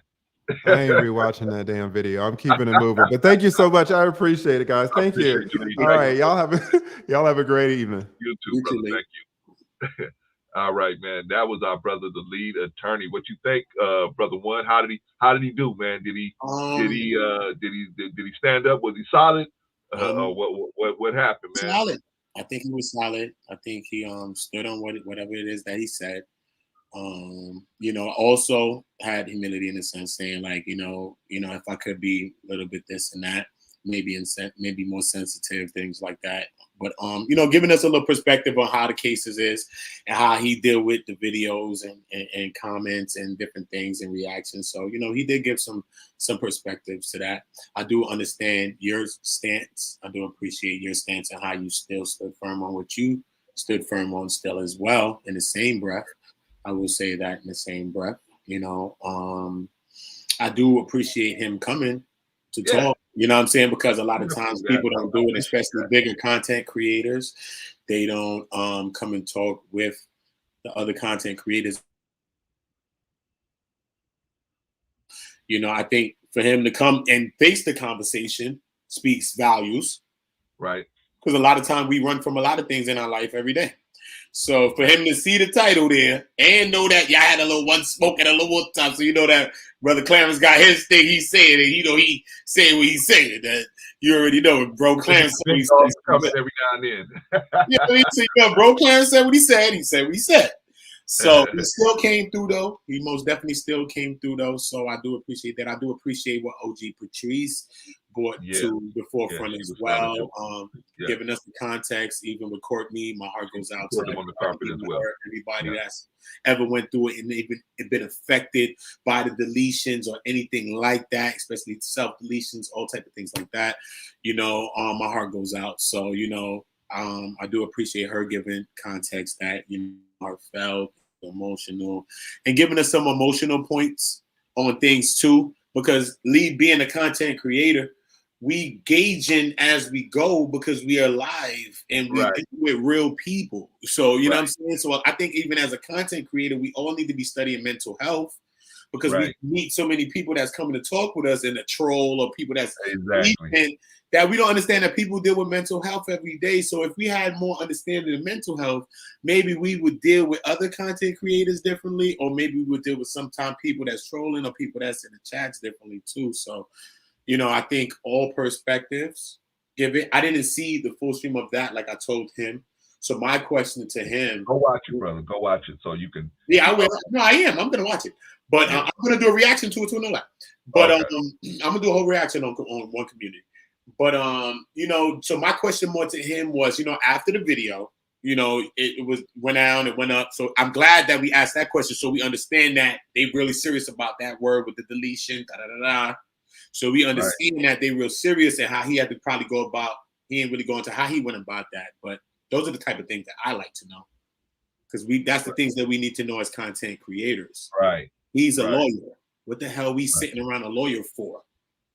If we're not going to ask a lawyer questions. I live in a legal life for majority of my life, so I know how to ask a lawyer the questions that I feel I want to ask him. I'll be here asking him all day. So therefore, you see what I'm saying? So I look at life in a more broader perspective, right? Because we all have our knowledge, right? Because you come and bring what you bring to the table, and that's why I'm here right now. You know what I'm saying? Because I've been telling you come to the channel from Ben, you know what I'm saying? But like I told you, everything, you can never force whatever happens, everything happens how it happens. So once I seen you live now, I missed you the other day. And I was like, damn. Then I think you uploaded something. I caught an upload. I was like, damn, this is live. And it was an upload. You caught me one day. You faked me. It was an upload. I said, damn, that's an upload. So once I saw it live now, that's why I jumped up one time. I was about to do something else. I was like, you know what, brother? Let me jump up there right now and chop it up with you so that we could push the energy to bring it together for what we want to do. You know what I mean? Which is bring the oneness, which is bring the solutions, and you being an elder to me, you know what I mean? And me meeting with you on my own channel, speaking with you a few times, you know what I'm saying, and getting your mindset on how you think about things, the things that you stand on, just your values as a man. You know, I love the things that you stand on. You know what I'm saying? I really appreciate who you are. You know what I'm saying? And, you know, I want to do what I can do to, you know what I mean, help lift your channel in any way that I can. By making my subscribers subscribe to it. I shared this on my Uda Block on my other channel. Both channels are mine. The Uda Block is mine too as well. It's also a monetized channel as well. It has 1,200 subscribers over there. Okay, so right on. Good for you. Hopefully, I can bring some of these subscribers in, because that's why I'm building these channels, not just for me to get subscribers. I've always got subscribers on any platform I've ever got. But it's about how we can use our subscribers to go subscribe to each other, and how we can help everybody to just be successful real quick. And once the bigger content creators understand that we have something like that we can all, you know what I'm saying, about us helping everybody, you know what I'm saying, to monetize, you know what I'm saying? Like I was on it for E Black and Daryl too, is both, you know what I'm saying? And I'm gonna continue to support both of those brothers, just like King and Chef, and they might have gone through a little thing, but I'm gonna continue to support everybody the same way, you know what I'm saying? I'm not trying to be in a bias, you know what I'm saying? You know, that'd have been one of the questions I'd have asked, probably need something like that. You know what I mean? If that was me personally asking them a question, I'd have probably personally asked them a question. But you know what? I didn't see to brother one. I didn't want to. I know that he was. See, he'll stay here all night, brother. If I would have kept asking questions, he'll stay here all night. And so I didn't want him to do that. I appreciate him popping his head in. You know what I mean? And so he's the kind of guy he would have stayed. You know, we'd still be talking to him right now if I hadn't kept telling him, okay, you can go ahead and go, because I understand, man. I appreciate you just popping your head in, man. Yeah, so, but you know what? But also, Brother Clarence, we are so vital, is that we play such a vital role. Once we're able to connect dots with certain people, that means we can quench beef and stop wars at the same time as generals. That's what I'm trying to do. But we're all generals. Everybody's, I mean, we all generals. So when we have those times as two generals here, we might have to take the time to understand as two generals that we could quell another situation as well, or attempt to quell at times too. You know what I'm saying? So we have to also understand that. Not to say that these are the times or anything to do things at times. You know what I'm saying? Now, he be like, you know, I got you. Shit got a little hectic. You know, I got you. Now, I mean, but I want to do it on one community. You know what I'm saying? So I'm gonna do it on one community, because I was gonna do it on that on one community. You know what I'm saying? So that everybody can get that. You know what I'm saying? Everybody get that. But you put your information in the chat before you leave, brother. Huh? Make sure you put your information in the chat before you leave, so that people can know to go to your channel, man. Yeah, man. This is what it's about, man. It's about us all winning, man. That's what I'm about, man. You know what I'm saying? Okay. So, brother, the lead attorney came. OG Patrice came, and you know, we pretty much told him, man, hey, you know, we think you could have we think you could have did this better. And I knew what he was gonna say. I knew he was gonna say pretty much, Brother Clarence, I'm standing on my square, because that's the type of dude he is. So I knew it, but I just wanted to say it to him, to his face. And so, but you see how he said, because I was going to ask him, and he answered that question. Are you going to go back at these people that's making videos about you? He pretty much said, I'm not going to get involved in all of that. So I think that's what most of us should do. See, when you get to a certain level, going back and forth, listen to this E Black, listen to this E Black. I learned that just now. I've been into a little 3 frictions too, Brother Clancy. Oh, you have? You know me. Oh, okay. Okay, listen to this. Okay, listen to this, brother. You can do that when you're a smaller content creator. You can do that when you're a smaller content creator, because you can get away with it, right? But once you get monetized, my suggestion is to leave that alone. Leave that alone. And see, the bad part of what happened with Daryl did all that. He got monetized, And I kept telling Daryl behind the scenes, Daryl, maybe you should not do this or that, this and that. And he would agree, yeah, no problem. And then something would happen. Like I said, I went to Chaotic Truth channel and I told Chaotic Truth, I said, you do not want to get into a match. You do not want to get into it trading videos with Daryl. This guy will bury you. Oh no, he won't do it. He's not. He's not. We've been through all that. I said no. You guys do not have no. Him and his wife. I said you guys don't have no clue what you're dealing with over here. You don't want to do it. But Daryl did it anyway, right? He went out and did it anyway. And I told him, But anyway, he went out and did it anyway. And the day he got monetized, like the next day, they snatched his channel. So that's why I say, after you get a certain amount of subscribers, if you're in this and you're looking at this like a business, now if it's just a hobby and you want to be out here just being on YouTube and spending all that time editing videos, cool, you can go out here and do that. But if you would look at this like a business, hey, I'm out here, like this is the way I look at it, Brother One. I'm out here. I'm not here for the money, but it would be nice to have some. It would be nice to be able to build a business. I'm trying. My main goal is to get this information out. That's my main goal. But if the people think enough of me, that what I'm doing to donate to me, then cool, I'll take it, no problem. And that'll just free me up more time to be able to do this even better, right? But I ain't in it for the money, where I'm not, tell the truth just because I want to make money or make salacious content and just for the money. You know what I'm saying? So that's the way I think we all should be. We should all be trying to get this information out where we got information. Like I got a certain amount of information. You got a certain amount of information. My brother E Black got a certain amount of information. Even Daryl's got a certain amount of information. We all got some information. TLA's got information. We all got information that we can put into the pot. And when we get, and then certain people will get a bowl of the soup and the stuff that they can eat, they'll eat. The stuff they can't, they'll leave it in the bowl. You know what I'm saying? They might get a bowl and eat your stuff, but then one might get a bowl and just eat my stuff. So but you have to remember this, sir. You breaking up, brother? One. You breaking up, brother? You hear me now? Okay, you're good now. Yeah. At the end of the day, you know what I'm saying, we have to stop the wars. You know what I'm saying? Yeah, I want to chop it up too. I want to eat back. Yeah, you know what I'm saying? But we have to be able to stop the wars, man. You know what I'm saying? Because we got such great people, all of us. You know what I'm saying? And then we get into these frictions, and then it takes away from everything that we're doing. You know what I'm saying? It takes away from everything that we're doing. Even me, I was building something called One Community. Peaceful, no beefing, no nothing. Right. I don't support no beefing on my channel. People come in and argue. I don't debate. I know my knowledge from all ways of life, religions, all of that. I can talk to people, Christianity, Islam, all that. I speak multiple languages myself. I understand. I don't even do that. I don't come here teaching like I'm some teacher and telling y'all all day. No, I can tell people all day. I've studied things myself. I didn't go to school to learn nothing. I studied things as myself as a kid. I just studied a lot of stuff. You know what I'm saying? Reading alphabets, Hebrew, so I can read Torah, so I can understand things in native languages. Understand? I get it. But though a lot of things come with debate. And with that comes with us pushing our ways of life or us pushing our thoughts on each other, man.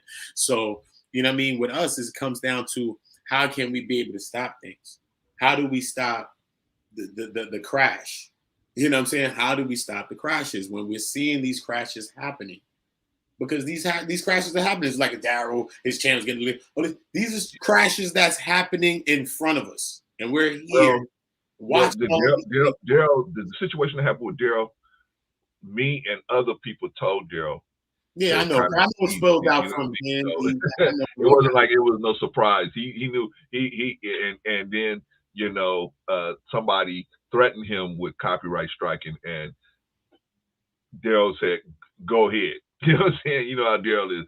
Daryl said, "Go ahead, come on with it," and and it went down like that. Damn, so, Daryl.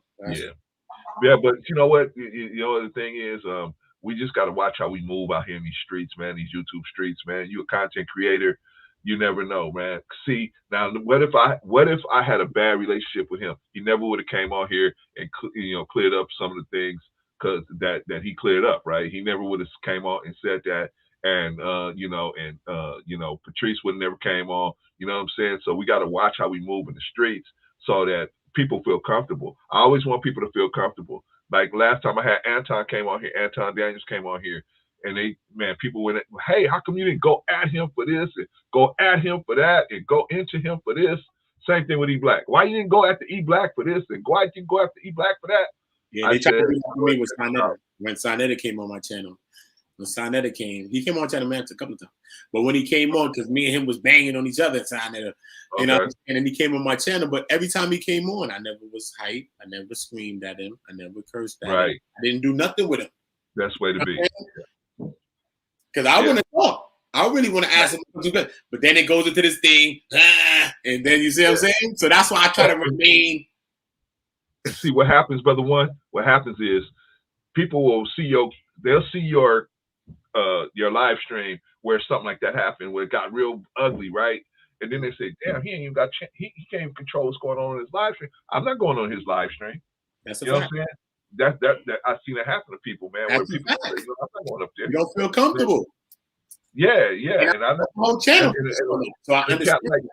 And a cat like Lee Attorney, that dude, man, he ain't got to come on here. He's coming on here just to, say what's up. But he ain't got to come on here. He got enough subscribers.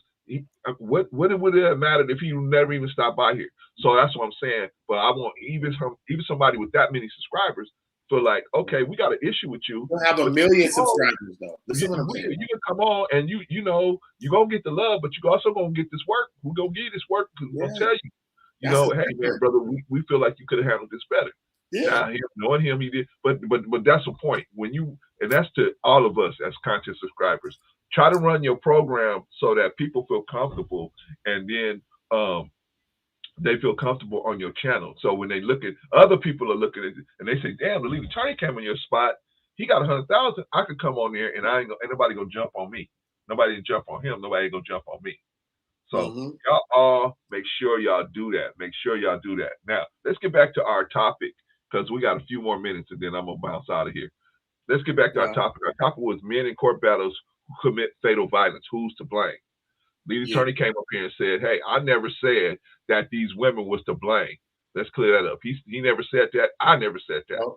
I know there's content out there. He also stated, Brother Clarence, he also stated that the man was a murderer and not a killer. Remember he said that? Exactly. Yeah, he did say that. Thank you, Brother One, for bringing that up. So he did say that as well. So I'm saying that, I said in the beginning, I know that he's not endorsing what happened or saying that, these people are the reason why. What it's being said out there. And so let's try to address it. And it's the way it's framed, people could take it that way. So let's try to clear it up. Because of the way he said certain things, it could be labeled like that. So let's kind of clear it up. So I'm glad he came on. Shout out to the lead attorney. It's not like he needs any more subscribers, but if you want to go subscribe, go to the lead attorney, check him out, and go to Brother One Community. I keep telling him to put his information in the chat so that you can go and subscribe to him and go check these cats out. Check everybody out. You know what I always say? I always say, go subscribe to everybody. I'm suggesting my channel, Brother Clarence, E Black. Right? Go subscribe to E Black. Go subscribe to Daryl. Go subscribe to E Black. Go subscribe to all these people, and you decide for yourself how they rock. You know what I'm saying? Just because I rock with all these people, don't mean you gonna rock with them. So go subscribe to everybody. Us, man. You know what I'm saying? I'm gonna tell you the truth, man. I'm just gonna support us, man. You know what I'm saying? A lot of things that we do to each other, and sometimes I can't support that. Some things that I'm doing, I'm guilty of some stuff banging on your goddamn YouTube streets too. You know what I'm saying? So it's not like my hands are all clean too. You know what I mean? But, you know what I mean? It's never too late. It's never too late to change.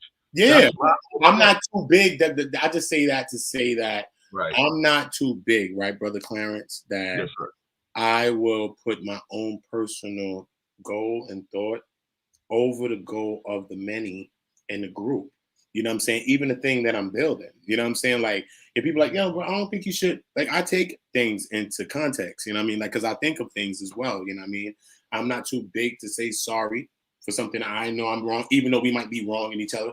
I'm not too big to take my wrong in it to say, yo, look, this my part. Blah, blah, blah. I'm not. Well, I just can't stand on lies. We can't keep standing on lies. Once we understand that we've done wrong on any part, we have to understand that we say, look, man, I'm sorry on my part in that. Whether you want to apologize on that, you don't have to. Whatever you want to keep the suit. And at the end of the day, that's it. Sometimes it's as simple as us doing that, and we just can't do that. All right, brother one, I appreciate you coming up, brother. I'm about to shut this thing down. I appreciate you coming up. Can you please shout out your channel? Please shout out where you want people to go. Will you please put it in the chat, brother? Stop playing games, man. I'm trying to send people over there. They coming, man. They coming. One community, man. KEMMUNITY. I built a black land on the internet. Kemet is Egypt, and Kemet mean black land, and I'm building a black land on the internet. But this black land is going. Okay, brother. Are you there, brother? Okay. You hear me? Yeah. And we have a lot of things that's happening to us. And we have to understand that we have to bring our minds together on the commonalities, the things that's happening to us all around the world, the diaspora and everywhere. We have to understand that the same things that's affecting us locally are affecting us globally. And when we start to identify with each other, then we will start to identify and understand what side that we're really on and who's really against who. So, one community, KEMMUNITY, community living at gmail.com, and get the dope hats and dope merch. You already know. All right, there it is. There it is, y'all. So I'm gonna say goodnight to brother One Community, and I appreciate you, King. Appreciate you too, brother. You're always welcome here, brother. All right, so that was brother One Community. What do y'all think? What do y'all think? Did he come in? And was he solid? He was solid to me. Very solid young brother. Very solid young brother. Very solid young brother. And man enough to say, hey, I made mistakes along the way, and he's ready to move on. Okay, so I want to spend the last couple of minutes trying to wrap this thing up. We were talking about the whole reason why we got on this thing was to talk about this guy, Ray J. Black. We wanted to talk about who was responsible for him committing this fatal act of violence. Okay. Some people say, oh, well, it's the women. Some people say it's him. Some people say it's the court system. We just heard from Brother One and Brother Lead Attorney. Brother Lead Attorney, I'm glad he came up because a lot of people been gunning after him and saying, he is endorsing murder and all of this stuff. No, I never said that. I never thought that. But I know that him being a professional, just like a doctor come in and say, oh, your loved one passed away, they're dead. You know what I mean? Because they do it all the time. They so insensitive to it because they do it every day. They deal with dead bodies every day, so they don't have a filter anymore. And I felt that's where the lead attorney was the day he was talking about the situation. He see it so much, he just didn't have a filter for it, and to try to think about it from the family side of it to where it could have been worded. Some things could have been worded a little different. But he was man enough to say, yeah, I could have did some things different, Brother Clarence, but I can't just stop everything I'm doing. And every time somebody tell me, hey, to do this different, I'm going to do it my way. It's my channel. I'm going to do it my way. I got you. But, that's my brother. But, that don't absolve me from saying something to him. So I said what I said. He said what he said. He going to do what he going to do. And so there it is. He's the one with 100,000 subscribers, not me, right? So obviously he must be doing something right? He's the one with the big Patreon. He's with all that. He's the one with all that stuff. I'm just your little brother out here trying to,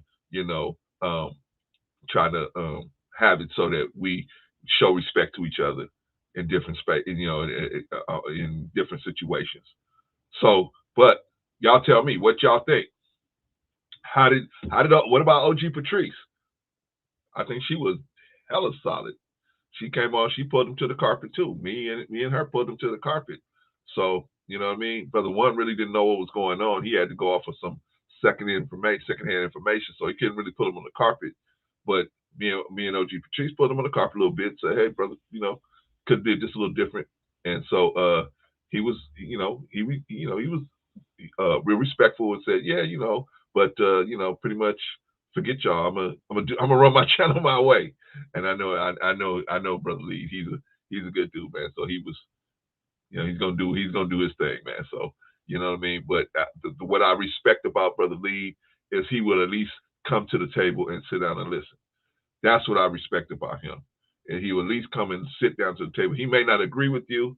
Probably won't agree with you. He'll probably use that, lawyer brain of his to find a way to disagree with you, but he would at least sit down at the table.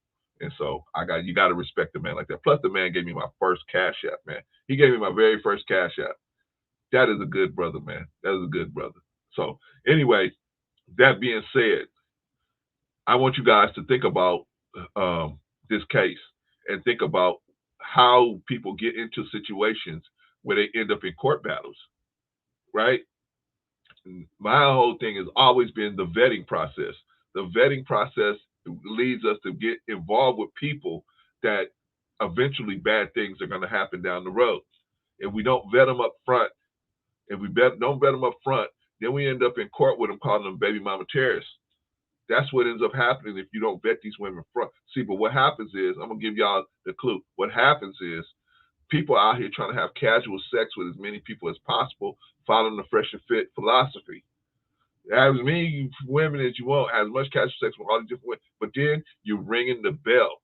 They out here ringing the bell. And when you start, now you have a baby with somebody who you were just trying to have casual sex with, and now you have to try to build a relationship around this person, and you don't even know them. And once you get to know them, you don't even like them. So then the situation becomes contentious. And now you're trying to get your baby from them, and they trying to get your baby from you. It's a mess. We got to vet these people properly. I'm going to go into it a lot more later. I'm going to go into a lot more later. I have a whole nother channel that I'm putting up that deals just with relationships. So I'm going to say that. So I want to say that we're going to end this stream. Everybody did good. E Black, you could have went off on Daryl. Thank you for not doing that. I appreciate that. Everybody was well behaved. Sister Keisha in the building. As always, good to see you. Glad to have you. Who else stopped by? Sister Wana, of course, in the building as always. I wanted you to cam up, Sister Wana, but I knew the lead. I didn't want to keep him too long because I know you had things to do. It's 10:30 out there, so but anyway, Sister Keisha, you are the best. My little crew, they are the best. My little crew, I love y'all, man. Y'all be here listening to me ranting and raving. I appreciate y'all. But like I say, hey, you know what I mean? Sometimes the big dogs stop by, and so we got to be ready for everybody when they stop by, and we got to show them hospitality, even though we pulling them on the carpet. So anyway, with that being said, y'all, if y'all want me to go into this more, I will go into it more. But I have left many videos. I've already did videos about this.